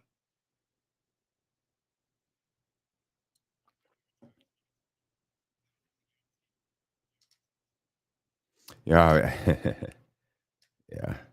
Yeah. They can give a ring to whoever they want to. Yeah. I wonder if I feel like I feel like Brad would get Kara a ring. I honest to God feel that way. We'll have she was Marcus and Rob's guy. No, maybe it was Marcus and Grant. Oh, wait, who went to Tennessee? Rob or Grant? Grant.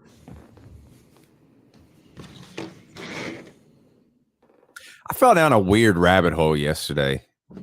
I told you I finished Justin Tinsley's book, It Was All a Dream, which is a must for any hip-hop fan. But you can't tell the story of Big without telling the story of Pac. Unfortunately, like the two are intertwined. Yeah. As great as like when the Netflix doc, I Got a Story to Tell came out, it was kind of like I watched that whole documentary thinking, man, this is brilliant. This is one of the best musical documentaries like I've ever seen, and it's a tremendous, way to tell Big story. And the whole while I'm watching it, I keep hoping it's going to end different. Like I don't know how it's going to end. The same thing happens with the book. Like once you get to he gets in that car accident and Alley, man. Yeah, and the album is approaching, like okay, I know how this is going to end. Mm-hmm.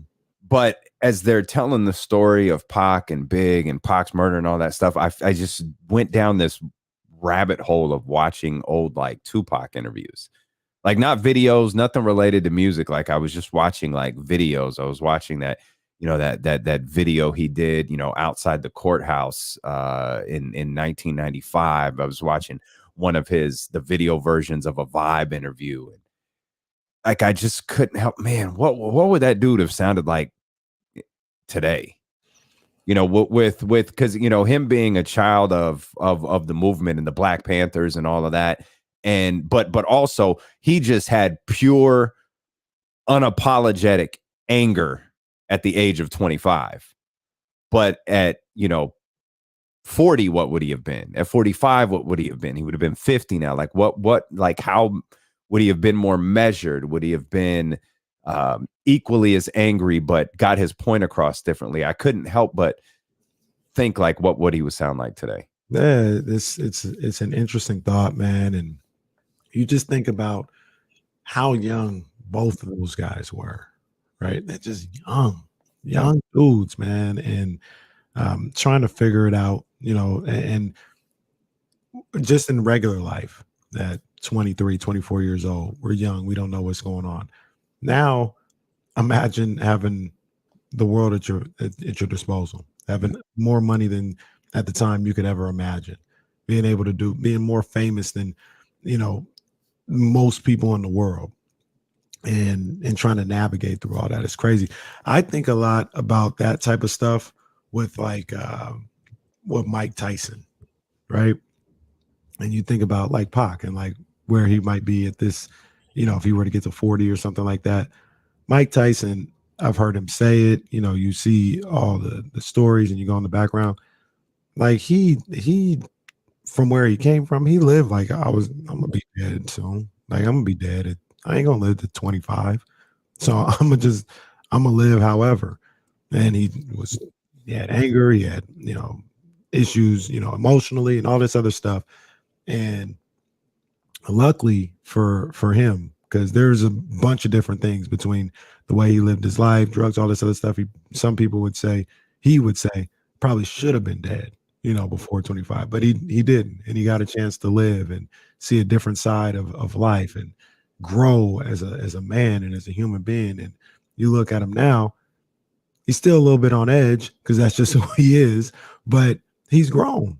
Like he's grown into society and into a point where he's comfortable being who he is. You know what I mean? And it's always sad when you Pac, Big, Nip, Dolph, all these guys. Like these guys they're not like super old. Their life shouldn't end. At this point, there's so much more for them to learn and to grow with, and it's devastating when you think about it. Mike is a fascinating one to think about because, I think Mike is the perfect comparison. Tyson is the perfect comparison to Pac because when you realize like what Mike is kicked out of, it's just like Mike was done. Yeah. like Mike's been done a couple of times. And I know we've talked about this before, but I think the hangover changed his life. Mm-hmm. The hangover presented him to an entirely new audience and opened up like if you look back at that Mike Tyson who went to jail in 1992 or whatever it was and said, you know what, that guy, he's gonna have a one-man show on Broadway. Nah. But like you think about Pac standing outside that courthouse. You know, Pac's gonna be speaking at the Democratic National Convention. You know what I mean? Like, of course, no one believes that, but when you see, you know, the evolution of a guy like Mike Tyson who lived through those experiences, which Pac obviously didn't, Big obviously didn't. You live through those experiences, you come out on the other side, and you realize, yo, there's something, you know, bigger there for you. For Mike, there was something bigger there for him. Now he's in, you know, the cannabis business now. Right. It's just amazing to think about what would have been there for those guys on the other side. You see it, you know, with guys like Snoop and Cube, two of the most to a certain. I always thought Pac would have been Cube. Well, look, for a certain group of people, terrifying. Snoop and Cube, terrifying. Absolutely. And now Snoop is doing the Puppy Bowl. Well, it was funny. There's this. One of the interviews I was watching was it was a couple days before he was shot. It was at the MTV Video Music Awards. Mm-hmm. And it like Snoop had the pressed hair. This was like Dogfather era Snoop. Yeah. So the pressed hair, and he's kind of, you know, Snoop's really tall. Yeah. But him and Pac are like this because he's like slouching down. Right. And he's got the mic sitting here and he's not really saying anything because Pac is animated and he's doing all of the talking. And what's interesting and what Pac was saying is he was like, you know, I have a responsibility to be better. And he was talking to MTV. He's like, I have a responsibility to be better when it comes to this East Coast, West Coast stuff. But you have a responsibility to be better, too, because we don't think there's a beef out there between us. We think we have some issues between each other that we'll deal with ourselves. But you guys are building this up as if it's this coastal beef. So we'll do a better job. We'll be more responsible. But you have to be more responsible in how you're conveying this. Right. And it's like, wow, that's literally like 3 days before he dies. Like that's never like you don't see that played very often. But as you watch the whole thing, you realize Snoop is just sitting there like slouched down, not saying anything. And 25 years later, that's the dude in the Corona commercial. Right. That's the dude who does like he's got as many endorsements as Shaquille O'Neal does. Yeah. It's the dude who was introduced to us on a murder charge. Man, I'm terrified. He was introduced to us while he was on trial for murder. Him and Cube, terrifying to a group of people, terrifying. And now look where that. I look at Pac and Big, and I can just imagine life was moving so fast at that time, just so fast. Like it's everything. Just I can imagine, you know, if they could talk right now, they'd be like, man, I couldn't even get a chance to just catch my breath and stand on my feet and excel. Like it seemed like, because when we talk about all the stuff that goes on with Big and Pac, we talk about it as if it was like 10 years. Like it was like 2.5 max. Like it wasn't long at all. That long? Well, it's like a year. Wasn't it like when was the Quad City shooting? 95? No, it was 94. You're right. It's 2 years. Yeah. I think that was 94. I think the Quad City shooting was 94 to 96. Yeah. You know, when all this, it's like, and obviously there's enough where people are doing movies and documentaries about it. You would think it's a decade-long situation. It's like 20 months, man. No, it's crazy. It's something else. I don't know where James Ham weighs in on Tupac and Biggie, but we'll welcome in our 1320 Kings insider James Ham here. It's along with D'Lo and KC on ESPN 1320. KIFM West Sacramento, KRXQ HD2 Sacramento, an Odyssey station, and driven by Lasher's Elk Grove Dodge. Hammer, what's happening, man? Oh, not a whole lot. I've been to Vegas enough times. Like I've actually been like in that area. And I think I stayed at the Hard Rock one time, or at least we visited the Hard Rock, and they had the outfit that Tupac was wearing that day, and then he went and changed, Mhm. and then left in a car, and then the whole situation happened.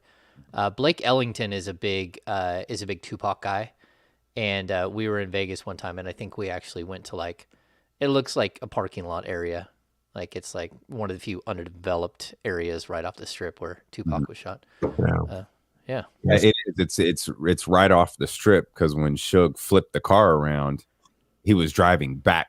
He was driving back to the strip. Mhm. So yeah, it's like off. Like I used to know all of the street names by. Yeah, it's like right on the backside. It's not that far away from Mingo everything. and I forgot the other one. That's that. Yeah, but I always think about Big when I pass the Peterson, like just in LA. Like I don't know where that's at. Like I never Wilshire. Yeah, like it's passed it and said, "Oh, this is where it's at." I never. Oh yeah, like I've stood on that corner, like this is. Truck came out of here. This parking lot came over here, and yeah, I've played that one out. I actually I took a electric scooter in Dallas. I rented a like an Uber scooter, and I drove to the grassy knoll. Mm-hmm. Yeah. So. Well, can I ask you? Did it feel weird when you got there? Yeah, it felt a little weird. I mean, just being there, but it's like a busy intersection. It very much is, and there's an X like that. Like I think they might have just removed it, but there's an X in the middle of the street where oh my the car. Yeah, and like you see the book depository, it's all like right there. Yeah, that and like I've been to Germany and like seen things in Germany that you don't want to see. Yeah, I've read and seen so many things on JFK. I remember when I got there to downtown Dallas, I kind of looked around, and when you piece it, because I wasn't with anybody, like I was trying to find it, and I looked up and saw the book depository, and then I figured out where I was, and there was just this. Oh, there's just kind of that weird feeling, like I've seen this area so many times, and like now I'm standing in the middle of it, and you start looking around and piecing it all together. That's where the umbrella was, and that's where the smoke was, and that's where this was and that was, and it's something. Yeah, it's different. It's different. I love Dallas, though. I know Kenny hates Dallas. I've never been to Dallas. I think I like the city of Dallas. I think that's kind of one of the cool things about like traveling around to NBA cities, because I got to do that quite a bit for a few years. And you just like you're in cities that you're not going to be in a whole lot, so you end up doing different things, going to different areas. I know Jim Patrick from Sacramento Bee lived in Utah in Salt Lake City, and we were there to cover a Jazz game, and I met him for a beer, and then he drove me all the way up into the hills and everything. And as we were driving around, the Kings traded I want to say Trevor Ariza for Kent Bazemore. And then it was like, we got to get somewhere. So we drove really quick and started writing and confirming and all that stuff. Yeah. Salt Lake City, that's a place that I'd probably just go for a Kings game. I wouldn't recommend that, because the flight in, well, no, it's not because of, it's actually a great place to go cover a game, because there's a Marriott that you walk out the door and the media entrance is across the street. So you just walk out of one place and into the next. And it's an interesting city, but it's really high as far as elevation. And in order to get in there, a plane it's a super sharp angle to get down to the airport. It's not a fun flight in. Like getting in there, it's a little sketch of all the places to fly into. It's a steep decline to the airport. Well, I guess I won't go to Salt Lake City to watch Kings game. What's your favorite place to go to? I don't know. Like I've been to the Garden. That was cool. I love going to Portland. Portland's such a fun city. Like great food. Everywhere has great food, great beer. I'm a foodie, so that's a lot. Go to a game at the Nike Arena. Yeah. Well, yeah, we'll see what happens there. LA's okay. You stay pretty close to the arena typically in LA. And the stadium itself is pretty amazing. And then they're known because they have a soft serve machine, and everyone is always envious of the soft serve machine at Staples. So it's part of the meal package when you're there. You pay your $7 and you can have all kinds of stuff, but you can keep going back to the ice cream machine. Yeah, so I like New Orleans. New Orleans is fun. And I love going to San Antonio. Like everything, because it reminds me of when I was a kid and we drove out and went to the Alamo. And so you stay in downtown San Antonio and everything is basically like the Riverwalk and everything is right Riverwalk there. is pretty dope. Yeah, and it's like the Alamo is right there. And it's just like a little tiny building, but it's still fun to go to.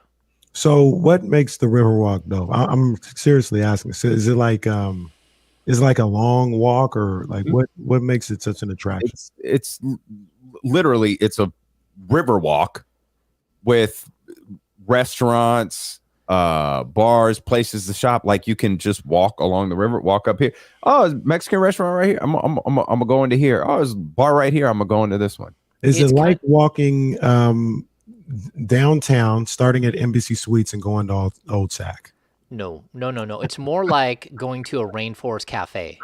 That's what it's kind of like. It's kind of like almost like a Disney-esque river walk. Like the river, I'm sure, is a natural river, but they've put it right through the middle of this area. They've built up as like a really nice food district. So yeah, I mean, it's a little different. I'll go to San Antonio to watch a game. I'll skip Salt Lake City. Yeah, the stadium is like, I don't know. It's like if you were in downtown Sacramento and the stadium was out in like Del Paso Heights. It's like out in the middle of nowhere and there's nothing around it. And no, it's not super safe. Like you don't want to be outside the stadium a whole bunch. You want to get in the car and get back. It's on Martin Luther King Drive. Yeah. It's not a great place to wait for an Uber. It's not. But there's nothing else out there, so it's kind of like barren. I guess maybe a little bit like Arco 2 before everything grew up around it, where you would go and it's just kind of sitting there in the middle of nowhere. Was Chet is Chet your first prospect profile on the Kings beat? Yeah, that's the first one I've done this season. I dug, pretty deep into the film on Chet. Man, is he impressive. Like it's so hard. Like he truly is a one of one, right? That's what you get when you're trying to do like player comps. I'm sitting here shuffling through, and the thing you get caught up on is how skinny he is, but that's not really fair because there have been thin players before.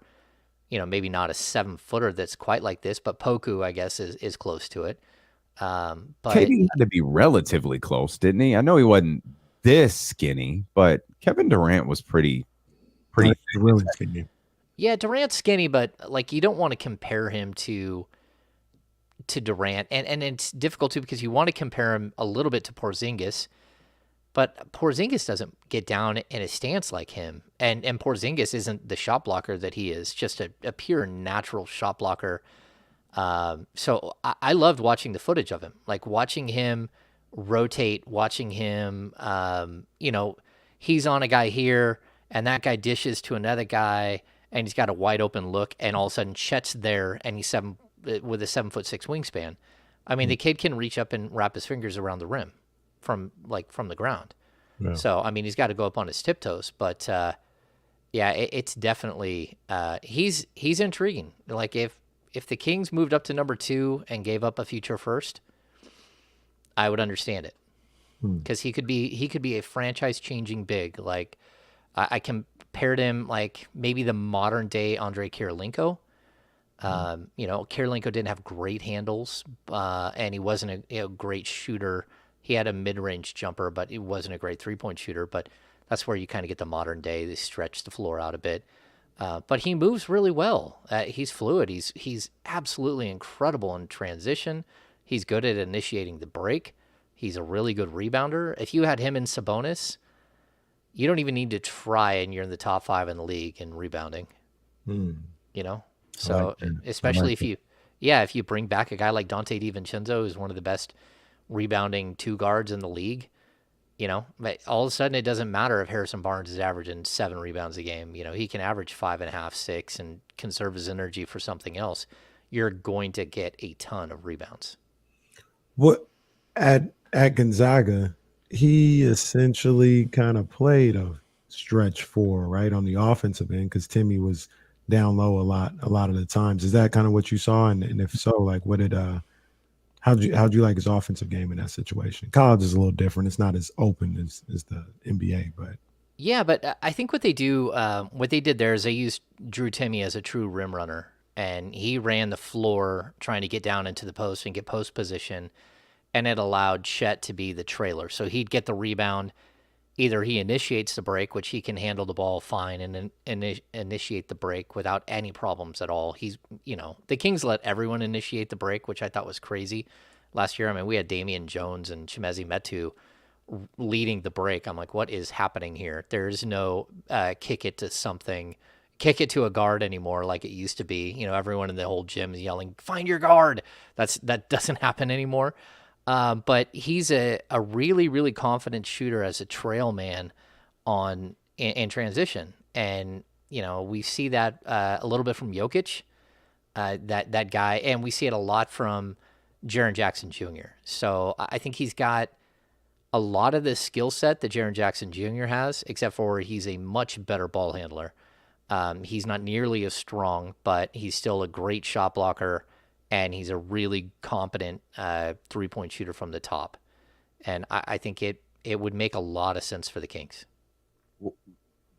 Why doesn't it, like, how come we don't hear him more at number one? I feel like the season, maybe it started isn't the right word, but somewhere during the season, it was a lot of Chet at number one, Chet at number one, Chet at number one. And then at some point, it seemed to shift to Jabari. How come Chet hasn't kind of regained that number one spot? Just to be honest, like the NBA is a copycat league. And when you see a team like Memphis really take off and they're doing it with Ja Morant and Jaren Jackson Jr., and this kid looks just like Jabari Smith Jr. looks just like Jaren Jackson. I think that's probably part of it, that you see an instant fit and you have no question about who he's going to be at all. I think that might be the question for Chet. He is a true one of one. He's a unicorn or Pegasus, like whatever you want to call him. Like, he is totally unique. And so you're confused about who he will actually become. You know that he'll be a really good defender and a really good shot blocker, and then he can stretch the floor. But again, his handles are nice. His ability to pass is nice. The fact that he's 7 foot tall with a 7'6" wingspan and can post up or be in the high post or be outside the 3-point line and pass from all of those angles. That's really nice because you can't stuff his pass. I mean, he's so incredibly tall and long. He needs some work, He needs to get stronger, that's for sure. I don't think he'll be able to hold on more than like maybe 15 pounds of weight until he's 26, 27. So like getting him up from 195 to like 210, that's going to be really tough. Yeah. And keeping that weight on is going to be tough. I mean, we're talking like that kid's going to be eating like 8,000 calories a day, like nonstop. Like, they're going to be shoving food down his throat trying to get him heavier. But at the same time, like, I like the skill set, and I don't want to take away his ability to move and to cover multiple positions. But I also know that at the NBA level, you got to be strong. And if your core isn't strong enough, we saw a little bit with Neemias Queta, where at the NBA level, these guys are bigger, faster, and stronger than anything you've ever seen at the college level. And so you really, really have to be so quick. And in order to be quick, you got to be strong. And so I'm hoping that that's not going to be a huge issue, but he plays hard, and he doesn't back down, and he doesn't get shoved around like people think he might. I mean, he went up against Duren, Jalen Duren, I think, who outweighed him by 55 pounds, just swatted him again and again. Paolo Banchero got him a couple of times, like getting into his body and like running him over. But again, he outweighed him by 55 pounds. Like, you're not going to be facing that guy every night in the NBA. You're going to be facing some guys you got to chase. Well, that's one of the things that I think about when I think about Chet in the NBA is I'd much rather him be this 4 who is, I don't want to say away from the basket, but I feel like where his slight frame comes into play is if he's trying to guard, I'm just throwing a center out there. If he's trying to guard DeMarcus Cousins in the post, DeMarcus will go right through him. Like he doesn't have like that. Like Chet may have the height to affect the shot, but he doesn't have the core strength or the strength to like keep DeMarcus off his spot and things of that nature. I like Chet a little bit more, say if he was guarding a Draymond Green, Draymond out there at the top of the key, or, somebody that moves, because I think the length that he has with his arms and the ground he's able to cover, I think anybody trying to do something on the perimeter, that's more of a problem for them as opposed to him trying to guard somebody on the block. Yeah, I think look, you have Sabonis to defend the big heavy guys, and then you still have Chet, who's an incredible weak side shot blocker. So he's really good a man on, but where the Kings really need somebody is a weak side shot blocker, and not everybody can do both. Not everybody's a good man on shot blocker. What I've seen from Chet is he's able to absorb a major blow from somebody and keep his hands upright. And so a lot of NBA players, they body into you, and if you fall back too much, then they take the next step and launch up through you and go dunk on you. What Chet does is he's able to absorb some of that contact, stay straight up, and then if you don't give that space, they can't load up to jump up and over you. And he's so long, it just never ends. That's the problem. If you're tight against him, you're not getting a clean shot at all. I mean, he's so good in that space at being close to people and being straight up and going up and blocking shots. I mean, he averaged 3.7 blocks in like 26.9 minutes per game. That's just crazy. I mean, it's well over 5 blocks per game, per 36. And I think he'll be a guy who leads the league in shot blocking. There's a very good chance of that. His shot blocking ability should translate. It's natural. It's partially because of its length, but it's also guys who block shots. It's a unique skill that's almost impossible to teach. Either you're a shot blocker or you're not. And you guys have played pickup games all over the place. You go up against a guy and you're like, man, you're like 5'7". How in the world did you just block my shot? And some guys just are natural shot blockers, and that's where I would put Chet. Real quick, Name. The other question I would have now, because I was listening to King's Beat and we talk about fit, and, are you willing, in some of these cases, when you talk about who the Kings may take, are you willing to wait, a year or two for them to really become who they're going to become? Is Chet fall in that category?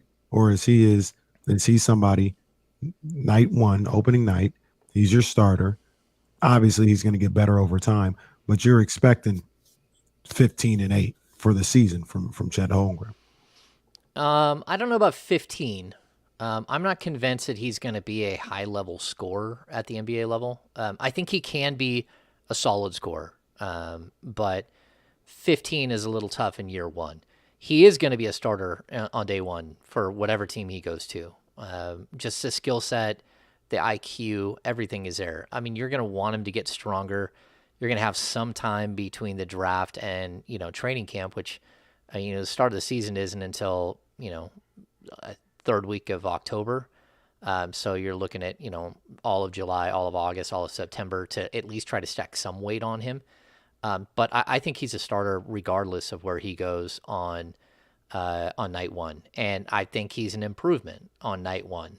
And then from there, you wait to see who he becomes. It will take 2 or 3 years, but, again, like Paolo Banchero, Jabari Smith, Jaden Ivey, like those guys are all going to start on night one. Most of them are going to start.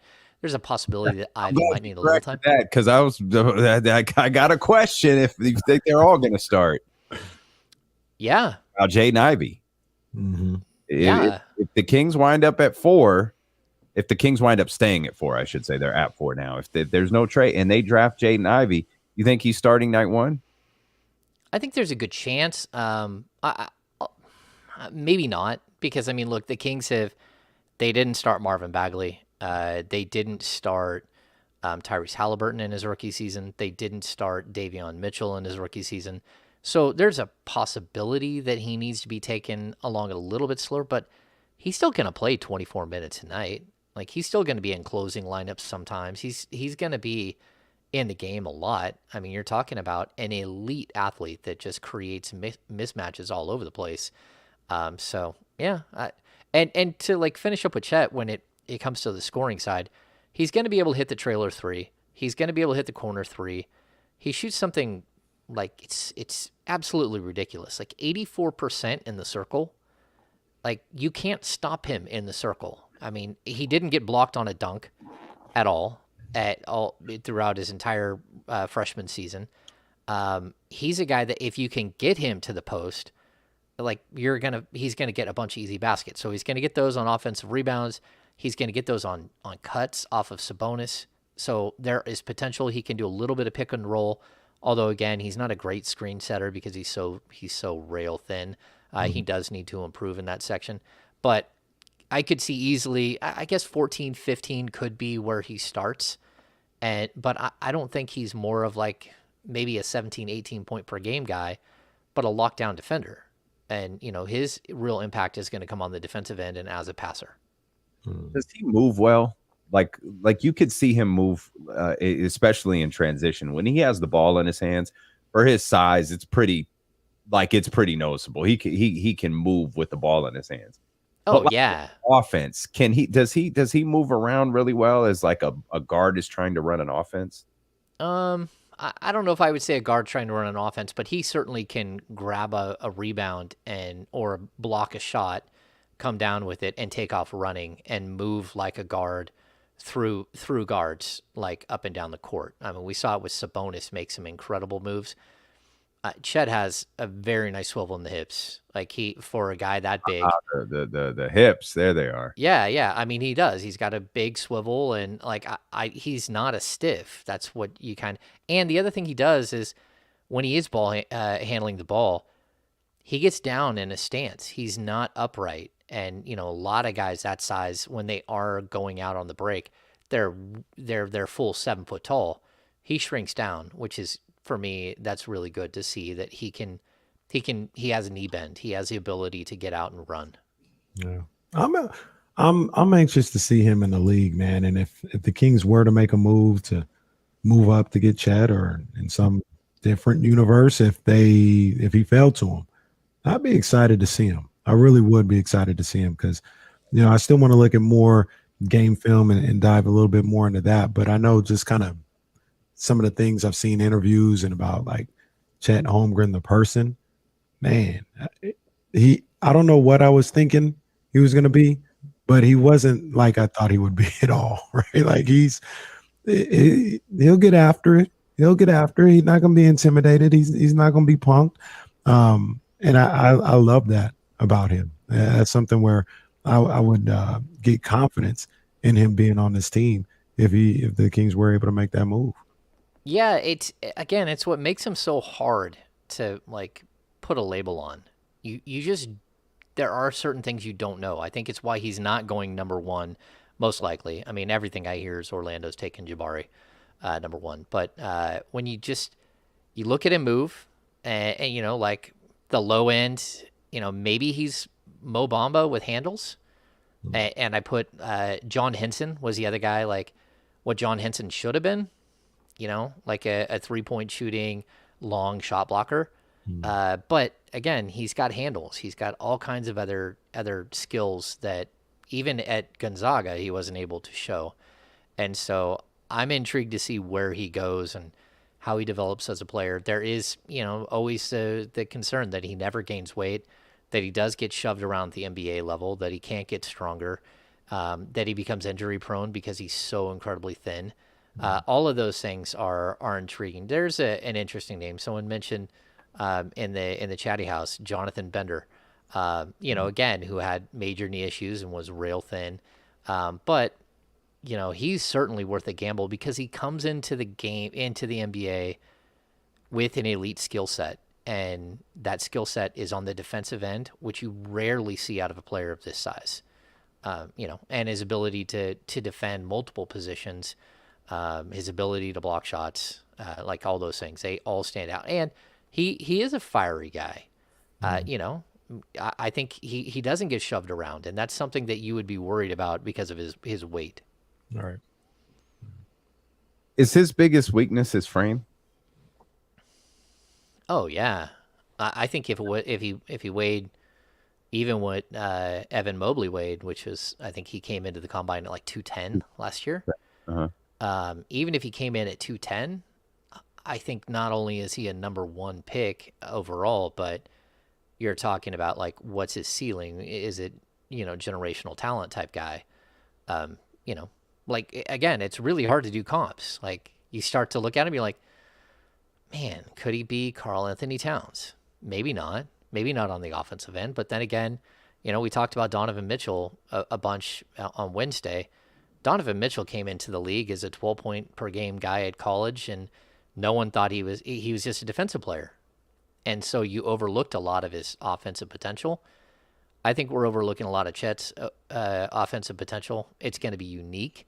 But, I mean, if you can teach him a fadeaway, if you can teach him the Dirk floater or the Dirk fallaway in the lane, I mean, why not? He's so incredibly skilled. There's no reason why he can't learn those things. It's going to be a process, though. So here's the other thing about that, though, James, is not as much as the weight. I think if he would, what is he, like 7'3"? No, Chet's 7 foot. He's 7 foot? Okay. If he was 6'10", I think we'd look at Chet a little different. I think once you get above 6'11", you get to 7 foot, 7'1", 7'2", now you're worrying about feet. Now you're worrying about knees, backs, all this other stuff, because traditionally those guys don't hold up. And for me personally, like I feel like he's a kid. Like, he put on weight. The thing that would give me pause is the height. And is he going to have any problems that are unforeseen? Yeah, I mean, again, like Porzingis' body is not held up at all. You know, he had the catastrophic knee. None of them really do. The 7-footers, they don't really hold up. Yeah, I mean, there are guys. It's tough because if we count guys that are 6'10", 6'11", there are guys that play in the league forever that are that size. There's something about the 7 foot. That's what I'm saying. If he was 6'10", 6'11", we'd be good. Once you get to 7'1", it's like, I don't know. So you're wishing he would have worn flip-flops at his height. Yeah, I'm not sure. Like, again, Chet didn't participate in the combine. Well, he did in the interviews and all that stuff, but he didn't go through the height and the weight and the measurement stuff. And like, we have no idea what his vertical is. Like, I've seen him get 2 feet above the rim without any question. But 2 feet above the rim, that's 24-inch vert. I mean, that's how tall he is. So, I mean, like, that's crazy, right? But we have no idea really what his vert is. And the fact is, I think that maybe that he is more ground-based is actually a good thing when it comes to injuries. You know, the guys who are ground-based typically last longer than the high flyers, although Vince Carter, you know, throws that out the window. But like, if he's in the right program, in the right situation, playing with the right people that can help him get better, then he has every opportunity to be at least a star level, an all-NBA type defender, and with the potential to be a multi-time all-star with his ability to do some things on the offensive end and as a rebounder, because he's going to be a good defender. A couple other things we want to talk to you about, James. I want to come back. We'll ask you about a couple of topics we were discussing earlier. One, we saw role players shine last night for the Boston Celtics, but how do you judge role players if you don't have the elite players on your squad? So we'll talk about that. And how do we fill out this role players? All we've heard since the end of the regular season, team needs shooters, team needs shooters, team needs shooters. How are the Sacramento Kings going to do that? We'll talk with James Ham about that when D'Lo and KC return here on Sacramento's #1 sports station, ESPN 1320.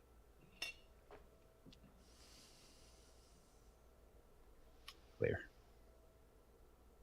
It's like bite number 5 on my lip. You've hung in there, though. You've hung in there. I don't know why. Like, I don't know if, like, do I not speak normally? I don't know what it is. Wait, It's just one of those things.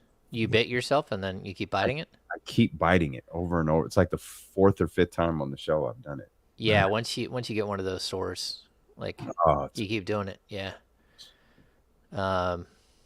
Cranberry, grape juice, anything high acidic, it'll clear it up super quick. McQueen with it, that'll do it. Yep, there you go. On the head hammer, that'll work. Yeah, just sit there and let it sit on it for a minute. Kills it every time. Again, pragmatic pessimist brings up Svidishvili, which was a complete bust at the NBA level, Nikolai Svidishvili, and then ended up being really good in Europe and almost made a return to the NBA a few years ago. I guess that's what we're looking at with Chet. But you know what, James, the thing about that is, and this is what I keep trying to tell people, they just don't want to listen to me. There are examples for and against every prospect that you put out there. So, heck yeah. Like you could say that you can bring up the worst case scenario and then 5 people will bring out the best case scenario. Like you're not going to put a player out there and be like, but what about? I mean, you know what? You're right. We shouldn't take them. Like it's not going to happen because it's the draft. Like you get guys that are comparable that worked out, guys that are comparable and didn't work out at all. They have no weight on what's going to happen with Chet or any of these other prospects. Yeah. It's crazy because, like, again, if I'm doing true comps and I look at Jaren Jackson Jr. and the fact that he shoots the top of the key 3 ball all the time and that he's a great shot blocker, then I start to compare him and Chet actually line up as well as Jabari. But the fact that he can put the ball on the floor and is a better ball handler than Jaren Jackson, there's no question there. The question is if he's strong enough, if he can actually hold his own and do some of the things that we see Jaren Jackson do. I like his fit with just about anybody. And again, I think with Sabonis, he just makes a ton of sense. Sabonis will handle the big boys, but there's going to be times too where you put Chet in the pick and roll because he's just incredible in the pick and roll. He gets down. He can defend both players in the pick and roll because of his length. You can't go over the top of him because, again, 3-point shooters, they freak out when he runs at them because he got a 7'6" wingspan flying up in the air up at you. And he's not even a good closeout guy yet. He will be, but, he deters your shot because he's so long. And you see him block threes on occasion. Yeah, I don't know. He's intriguing. You guys remember that one draft when Jalen Rose went way out of his way not to compare a black guy to a black guy or a white guy to a white guy? So just all these random, he's like, yeah, Chris Dunn, he reminds me of Doug Collins, to be honest with you. Calm down, Jalen. It's funny, we're talking about Chet because I wrote a pro player profile on Chet today. They didn't pay attention to that. No, that's okay. I get that people, Theo Ratliff, Ratliff is somebody that I actually looked at. And again, the only reason we're talking about Chet like this and diving deep into him is because I wrote the profile on him today. We can go through all of these players and we'll go through profiles. And looking at Chet, again, it's really hard to put Chet. There's people that I'm missing. Because, again, he's so skinny. Hang on, we're coming back. Go ahead.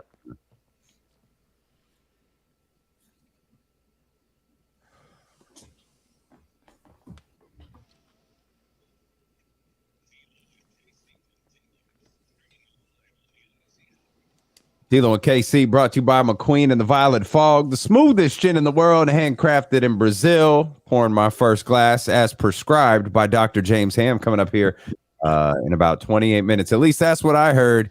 He said, get you a glass of McQueen. That'll fix everything.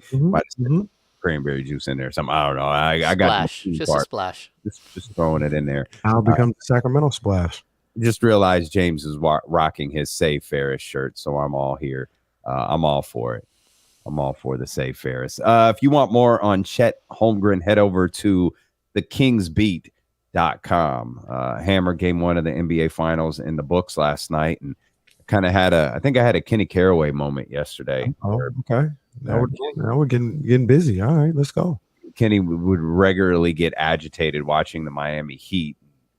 Guys like our very own Gabe Vincent out there doing the work that he was doing for them, and they're in the Eastern Conference Finals. And here we're talking about how we've got to get so much more talent to surround De'Aaron Fox and Domantas Sabonis with. And I think I had a similar moment last night where I was looking at the massive contribution that Derek White made, not only last night, but the contributions that Derek White has made for this Boston Celtics team throughout the year. And we had some conversations leading into game one of the NBA Finals talking about role players and bench players and, the non-stars and how they can be a factor in this and who has the better group. And I realized that, you're talking about a team, the Warriors, a dynasty. You're talking about, this version of the Boston Celtics, which despite this being their first NBA Finals appearance, they've been very good for a long time.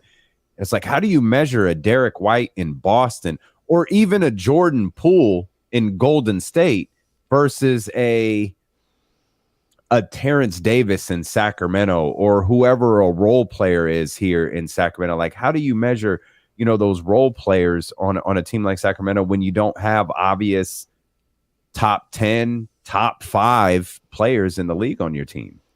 Yeah, to be honest with you, it's kind of like this last season in a nutshell.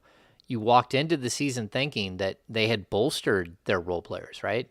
The Kings added Alex Len. At the trade deadline, they had brought in Terrence Davis, Mo Harkless. Who's the other one at the trade deadline they came up with? Anyway, they had improved their role players, right? We get into the season, and you quickly learned that your core wasn't good enough to support the role players that you had. And that's just flat out what it becomes. Like, I would like to tell you that the Kings had, that the role players let them down. There are plenty of times where role players have let the Kings down. There are plenty of free agents who have taken the money in Sacramento and then not worked out at all. But when it really came down to it this year, I thought the additions on paper, they made sense for this team. And then you learn very quickly that if De'Aaron Fox isn't De'Aaron Fox in the last month of the season, he's De'Aaron Fox in the first month of this season. This team just flat out isn't talented enough. Mm-hmm. And it doesn't matter whether Mo Harkless is hitting his shots or not. Mo Harkless hitting his three-point shot should be the least of your worries in an NBA game. But when you've got him and you've got Chimezie Metu, and all of a sudden they're not even defending those guys because they're not hitting their shots, but also you're just standard guys. You're Harrison Barnes. You're again, Buddy Hield when he was there. I think the one guy who played above and beyond was Tyrese Halliburton, but even still, he wasn't as consistent as people think. And then you look at what he went on to do in Indiana, and it's like, okay, every night he's putting up 20 and 10. When Fox and him weren't on the court together, sure, he put up a bunch of, 20 and 10s, and he was incredible. But overall, I think you learned that the Kings core just could not sustain with the role players that they had. And so you need better role players for sure, but you need better stars. You need better 1 through 5. And that's a big time issue. And I think they got better when they made the Sabonis deal, but you're still 2 or 3 guys away. We've talked about this so many times, how if you could get a legit number 1 that pushes Fox to number 2 and Sabonis to number 3, this team has a chance to be really good. If you can get a number 2 that pushes Sabonis down to number 3, and now you got Sabonis and Barnes as your 3rd and 4th best player in your starting lineup, you can be really good. But when you don't have that, it's really hard to succeed. And so that's why I think we've heard so much about the Kings are willing to move the 4th pick, but they want gold. Like, they want a player that changes sort of the entire calculus, the mechanics of their team, and pushes guys into more natural positions of who they should be as players. So again, if you've got Harrison Barnes as your 4th best player and Sabonis as your 3rd best player, and, one of them has an off night, that's okay. They can have an off night. But as it's built now, Harrison Barnes decides to not show up, you're done. You have no shot of winning. And it's something that I think, again, the Terrence Davises of the world can help you, but they can't save you. You have to have the base that's strong enough to withhold it. And we could argue all day about like whether Miami had the base. That's why they're not all the way at the finals, because their stars were good, but not all of them. Again, like Kyle Lowry completely fell apart in the playoffs, and Bam was effective. Even Bam was in and out, yeah. Yeah, and Bam, realistically, what does Bam look like now? He looks like your third best player, or maybe even your fourth best, like offensive option, not certainly your second. If he's your second, you're in trouble. So that's where I think the Kings really have to find that next person, that guy who can that can really fit in and push everyone to their proper spaces. And that would be great. I guess the only thing that I get caught up on, and I think we're all talking about the same thing for the most part, is say you do get a guy that's better than Fox, and you push Fox down to 2, Sabonis 3, Harrison, if he's still here, 4.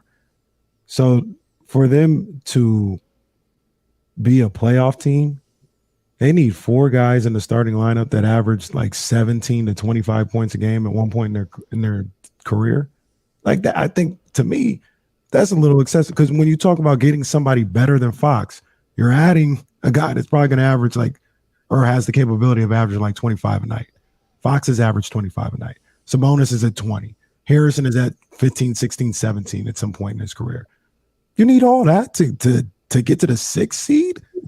Like that should be like, all right, we're talking about a contender type role, which would be great. Like I'd love that too. But if you don't have that guy that you bring in that is averaging 25 a night, like it shouldn't be like, well, like we just shouldn't. How are we going to get into the top 10? The West is so strong. Like it shouldn't be that way. Like they have enough with the people that are around them right now where they should be better. It's unacceptable for them not to be better next year. Yeah, I'm going to go with pragmatic pessimist once again here in the chatty house. And I'm just going to tell you that if you're a good team, Fox doesn't have to average 25 a night. And that's fine, but somebody does. No, you can have a bunch of guys averaging 20, 22, 18, 20, I don't 22. think that's realistic. What, to have multiple 18 to 20 point scores? Like what playoff team? Like I think you're talking like top 6 in each conference. Who doesn't have a primary scorer? No, I mean you can have a primary scorer. I'm not saying that, but you don't have to have somebody who's scoring more than De'Aaron Fox, or like if De'Aaron Fox, again, you look at where the Celtics are, like their 2 stars are averaging like 27, 29, right? Mm-hmm. Like that's really good. And Fox can be there. He can be doing that as well, but you almost need another one of those guys in order if Fox is your number 1. And there's also a possibility where if Fox is averaging 21, 22, you're actually a much better team, especially if his assist rate goes up higher and he's looking at more like 8 to 9 assists a game, 10 assists a game. I think that's where you can improve. I think the discussion probably, it should hinge on the types of trades that you would pull off. So we talk about all this, and like if you brought in John Collins, that's where, like, I really like John Collins, and I've like pushed for that for a long time. Mm-hmm. But if you bring in John Collins is number 3. He doesn't push Fox or Sabonis anywhere. What he might do is he might push Harrison Barnes down. But again, you're really just and if you have to give up Harrison Barnes to do it, you're just swapping out that level of player. Right. Maybe Collins has a little bit higher ceiling as a scorer. Maybe he's going to get you more rebounds. He's more of the power forward version of Harrison Barnes.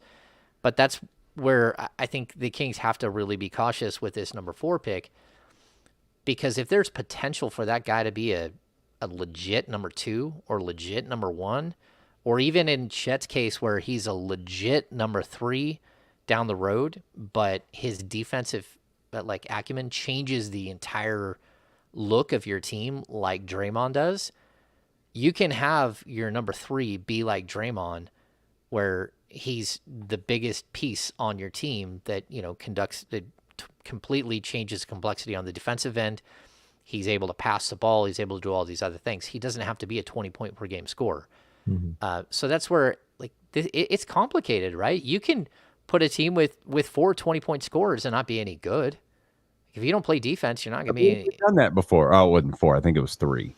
We had 3 point scorers and we stunk. Yeah. We 20 points. was on the team. I was one of the. Yeah, 20. you were one of them. What was your number? What number did you have? 0. Yeah. 0.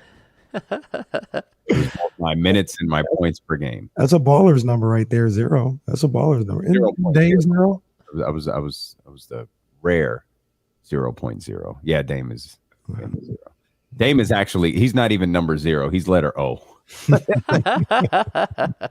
Yeah, it stands for O. Yeah. Yeah. No, I got you. Is there a guy who could be that? Could Ivy be that? We've been talking for 2 days about Jaden Ivey. Well, we didn't today, but we talked a lot about him yesterday. Could Jaden Ivey be that number 2 guy, be the number 3 guy, be the number 1 guy? Yeah, I think he projects as probably a number 2. That's what he projects long term. But I can tell you, Paolo Banchero, he probably projects as either a 1 or a 2. But does that matter? Are you getting all of everything wrapped up in one package? He might be the one guy. Well, I'd say Ivy's a rough fit as well. But at number 4, you either have to draft whoever falls to you there of the 4 guys, or you got to trade him for an all-star. I mean, those are your only 2 options, in my opinion, at this point. We probably don't know is available. Yeah. And I'll say this too, we've talked about this a bunch, but when it comes to Ivy, we're going to focus on him so much because as of right now, he's a presumptive number 4 overall prospect in this draft. Mm-hmm. I don't think there's anyone that's even close to him at number 4. After it is clearly number 1 and number 2 are Jabari and Chet. Number 3 is Paolo Banchero. Now that doesn't mean that they're going to go 1, 2, 3. And number 4 is Jaden Ivey. And I honestly don't believe that there's, after doing so much film watching and everything else, there's no one else that I would feel comfortable gambling on over one of these 2 guys, or one of these 4 guys. And if you're at number 5, you're in a totally different position. You have 7 different guys you can look at.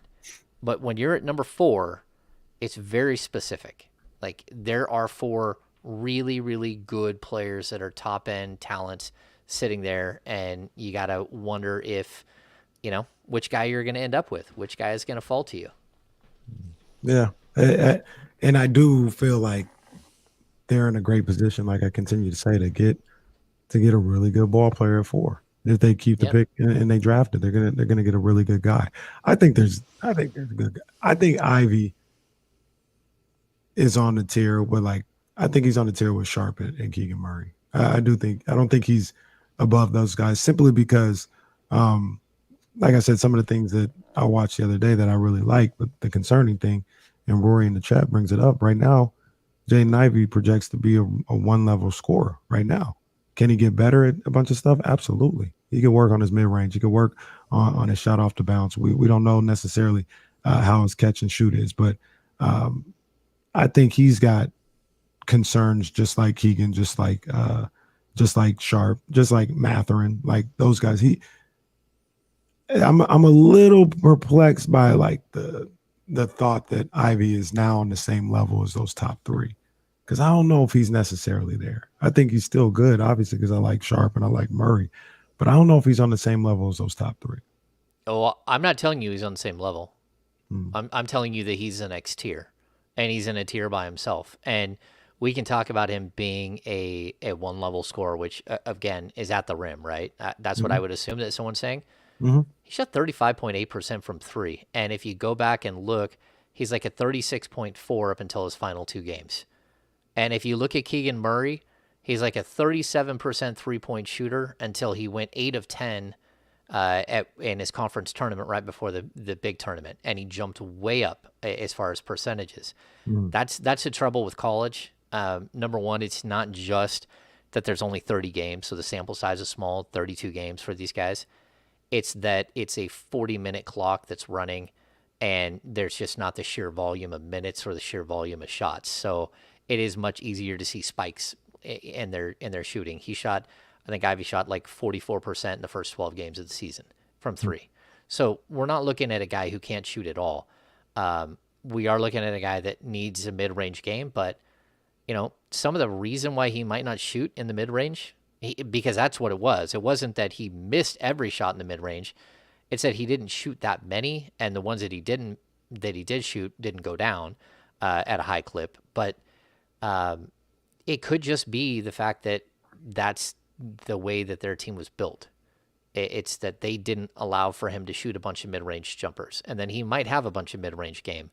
But the explosiveness, the ability to get whatever Jaden Ivey is today, he won't even be near, like, you won't even be able to really like recognize him 2-3 years from now. That's why you draft him number 4. It's about the potential, and I don't see a way that, I mean, he could not make it. He could not be a great NBA player. But like, you have to, when you're drafting a number 4, you have to draft potential. Man, that's frustrating to think. I'm trying to remember Ja's rookie year, because I think Ja's a constant use comp, and I get the explosiveness. I think everyone's doing it because of his hair. His hair is exactly the same, so I think they're calling the Jaden Ivey, Ja Morant comp the same. But because he's not the ball handler. He's not the distributor that Ja is. But I get what you're saying. Well, what was Ja his rookie year? And is that like that? Because I wonder if the question for Kings fans is, what Ja was his rookie year, could you live with a version of that next year? Of course, but you're not even going to get that, because you're dealing with a player who's going to play off the ball primarily in his rookie season. That's kind of what you're going to look at. And, I think Ja as a freshman was 12.7 points, 6.3 assists, 6.5 rebounds. And as a sophomore, but again, we're looking at Murray State, 24.5 points, 10 assists, 5.7 rebounds. You almost have to go back to that. Like, what was he as a college player? And I think a lot of these players, I've talked to you guys about this a bunch of times, how I think that this group of players and the group that's going to come after them for the next couple of years, they're going to be impacted. Their development is going to be impacted by the COVID situation, by the fact that there weren't the same volume of AAU games and everything else. That's just a problem. These guys are not coming into the league with the same level of, it's just sheer volume of games. That's it comes down to, like, they don't have the experience that the group before them had. It's because they lost their sophomore and junior year of high school, all of those games that they would have played. I mean, again, my son played like coming into high school, he played like 400 games of soccer.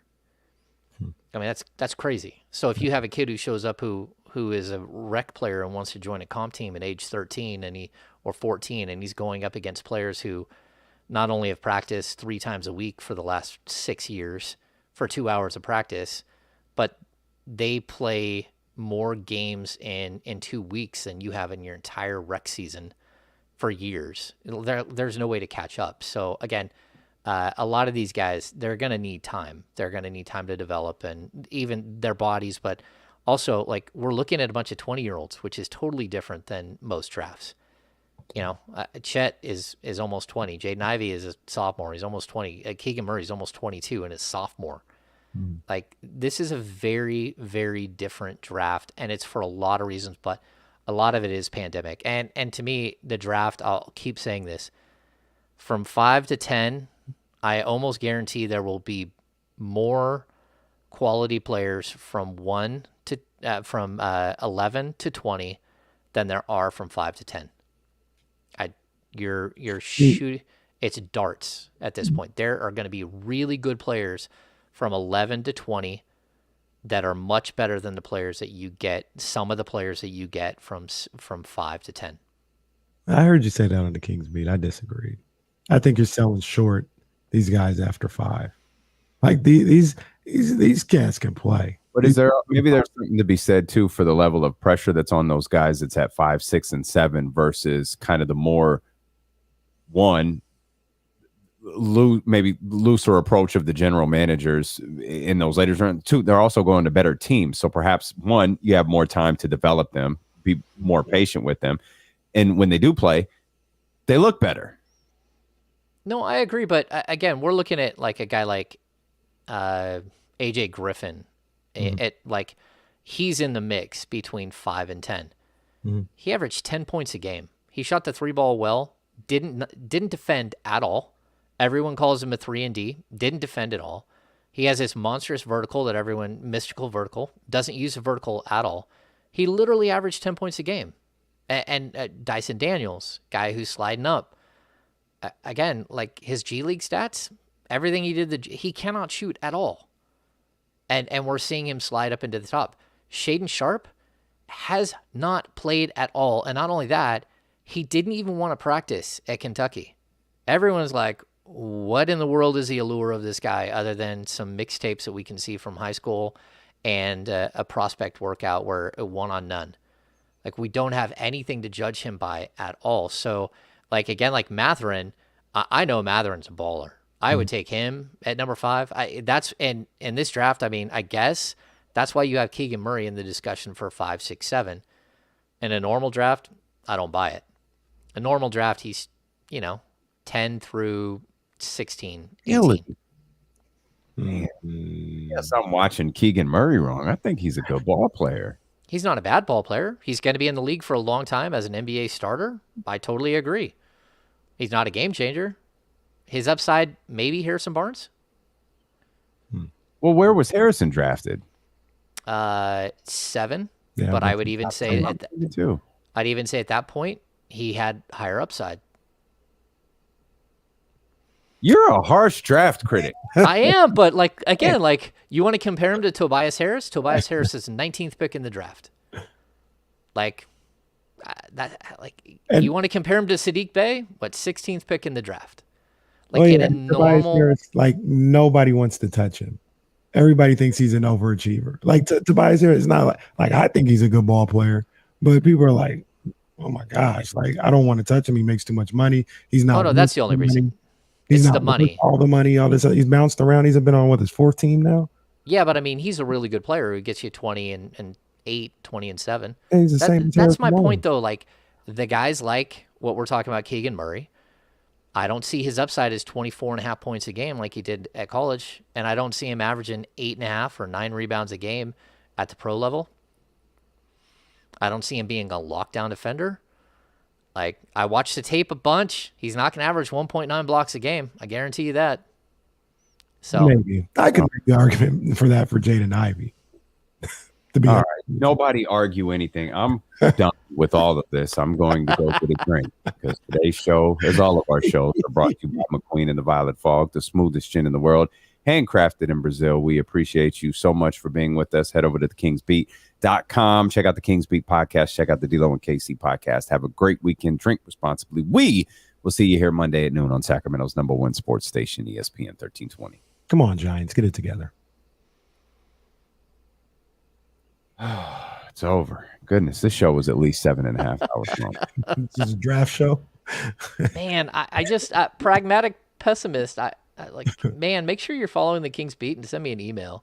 Like, we're on the same page with most of this. Again, that's an interesting comp. Troy Murphy. For who? Keegan For Murphy. Keegan. Again, like, it's not that I dislike Keegan Murray. I love him as a prospect. I was the first one who started talking Keegan Murray. I watched enough of him. I'm like, okay. Like, on the defensive end, there's not, like, massive engagement off the ball. He's not a game changer. He's got to be solid. He's got good length, not great length. He can shoot the 3, but, again, it was pretty streaky. And a lot of it was not, it was out of necessity. He's a 3rd or 4th option at the pro level. Just my opinion. Like, it's possible. So let's see. So you think Ty Washington gonna be better than him? I don't know. I mean, maybe. But Ty Washington was a top 5 prospect. Who just he's gonna go in your range. Your 10 to 11 to 20 something range. Jeremy Sohan, guy from Baylor. You Sokan, yeah. Okay. I'll take Sokan. Okay. Yeah, I think Sokan is, again, he's a little Draymond Green-esque. He does everything. He again is like a Martin twin, like one of those dudes who does all kinds of dirty work and all kinds of things that you're like, huh. Wow. Well, okay. Well, see, there's Tari there's Mark. not that much difference between the Martin twins and Troy Murphy in their career. No. Well, Troy Murphy is way better. That's what I'm saying. You guys saying Keegan might be Troy Murphy, and then this cat might be. You would take this guy that might be a Martin twin. I like them both. They're not. No, I'm not telling you I would take Keegan. That I would take those guys over Keegan. Well, no, I think Keegan's going to be a solid NBA player. I do. I just like the way that I watched the draft for so many years. You get players that you know kind of who they are and what they are, and like it's not hard for me to look at Keegan Murray and like, oh, okay, like I can see like I see who you can be at the next level. Yeah.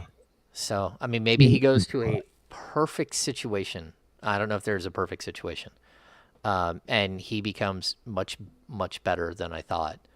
But let's just say he goes to Portland, which is a good situation. What do you think he's going to average a game in Portland with Simon and Damian Lillard? And Nasir Little being more important than him because they love Nasir Little. Probably 14, 15 points a game max. Like not in his rookie year, but like third year, 14, 15 points a game. Okay. So that's the problem. You don't take a player who's going to average 14 or 15 points a game and not be some crazy lockdown defender. You don't take him at number 5, number 6, number 7, number 4 in an NBA draft. I agree with you. He will average that. I don't know. So this is where I'm confused. Because I like the guy. I like all these guys that I mentioned. I don't see Jaden Ivey doing that much more. Like people, you hear the discussion about Jaden Ivey and like if he's good, then now you got ammunition if you need to move Fox. Jaden Ivey's film, in my opinion, is not better than Fox's film coming out of Kentucky. Like I don't think, I could be wrong. I don't think Jaden Ivey will ever be better than De'Aaron Fox in his career. I don't think he'll ever put up the numbers that De'Aaron Fox has put up in his career. You're probably right, but I'm not gonna be completely sold that that's like 100%. And I'll also tell you this, like it's something someone said. When do the Kings ever actually take? This was in the comment section on the Kings Beat podcast. They literally said, "Hey, when have the Kings ever like figured it out down the road?" Right? So that's always a question. Like, can you figure it out down the road? And so I would draft Ivy and put him next to Fox. And if it doesn't work, we'll figure it out down the road. People are like, well, when has that ever worked out? Okay. How about this? They had Buddy Hield and De'Aaron Fox as their starting backcourt. They drafted Tyrese Halliburton. They drafted Davion Mitchell. And then they traded Buddy Hield and Tyrese Halliburton for Domantas Sabonis. It just happened. They just stockpiled the same position. The players turned out better than you thought, and you traded him for a 2-time 25-year-old all-star center. They just figured it out later. They figured it out later. And it wasn't that later, but they figured it out later. Like, okay, this isn't going to work. Fox and Halliburton, they believed like they could still build around. They still thought that. But when the deal came, they're like, okay, we can't pass this up. Mm-hmm. So yes, you can just figure it out later. Yeah. I don't know. I'm intrigued by Ivy, especially. I'll tell you, like he played in a very specific. Like he was not allowed to just go crazy all the time with the ball. Like he played in a very specific offense with, like not only like one of the biggest human beings of all time, that the giant white guy center that they have there. It's huge. That guy's huge. Like he's the size of he's the width of the backboard. Like he's absolutely tremendously huge. And then on top of that, he played with the dude, is it Trevian? I don't want to guess his name wrong. Who's their center? Look like Swanigan. He looks just like Swanigan, right? Yeah, just like. But did you see? Swanigan's like almost 500 pounds. It looks like. Yeah, he's had such a hard life, like horribly hard life. Anyway, that was his two centers. Like he's played with guys who just clog the lane and get in the way, and like I would like to see him with Travion Williams. There we go. Yeah. And that's the thing that I think about, and I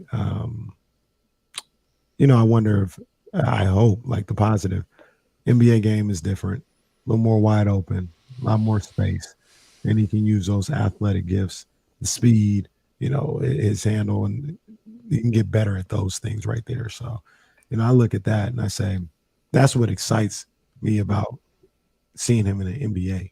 You know what I mean? Because it's more wide open, and those things that he can do really well in transition, and when he has a head of steam, they just get accentuated when you're in the NBA. Yeah. And I'll tell you, in his sophomore season at Murray State, John Morant averaged 36. He shot 36.3% from three. So 36.3 versus 35.8, which is what Ivy just shot. And at the NBA level, Ja is still not a great 3-point shooter, 32.7. But his focus is so much on setting other guys up. I don't think that's going to be fully his game. But Ivy's game. And you're right, because I think about the same thing. I'm like, he'll shoot better in the NBA. Ja doesn't really shoot better. Ja's floater mid-range game is elite. That is like probably the one of, if not the best in the game at the point guard position. Yeah. And that's one of the things, if Ivy can shore that up in the NBA, that would help him a lot. Yeah, like it's moldable clay, but I think we should be looking at all of these players in this year's draft very skeptical. I'll tell you, the only guy in the top 5 that I can tell you I truly know could be really, really good, and like I have the faith that he probably will has a good shot at winning Rookie of the Year, and 10 years from now we'll probably be thinking that he's still a very good NBA player. The only one out of the top 4 is Paolo. That's it. Paolo's the only one that I saw from the first time I saw him. I was like, oh yeah, I know what I'm seeing here. Yeah, you know exactly what you're seeing. I kept calling him Carmelo. I was like, that's Carmelo right there. Yeah, but the power forward, the 6'10" power forward version. Right. Yeah. Paolo's the only person I'm confident in. I would agree. Now, whether he impacts winning is the big question. Mm-hmm. And that's where I think the top 2 have potential to impact winning way more than he does. Because just because you can put up 20 and 10 doesn't mean you're winning anything. Right.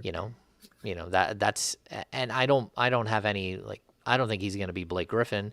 He doesn't have the vertical and all that stuff. Paolo doesn't. But when I look at the top 2, I think, okay, these are guys who really, really like play defense and know how their game should translate.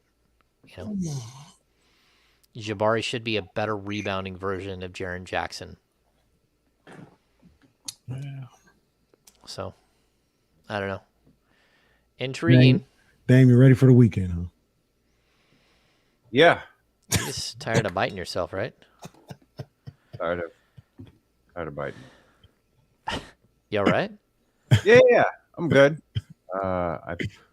Good. We'll see y'all Monday. Enjoy the weekend. Dive into your draft prospect film, and maybe we dive into Paolo this weekend. Yeah, Paolo. We'll dive into Paolo this weekend.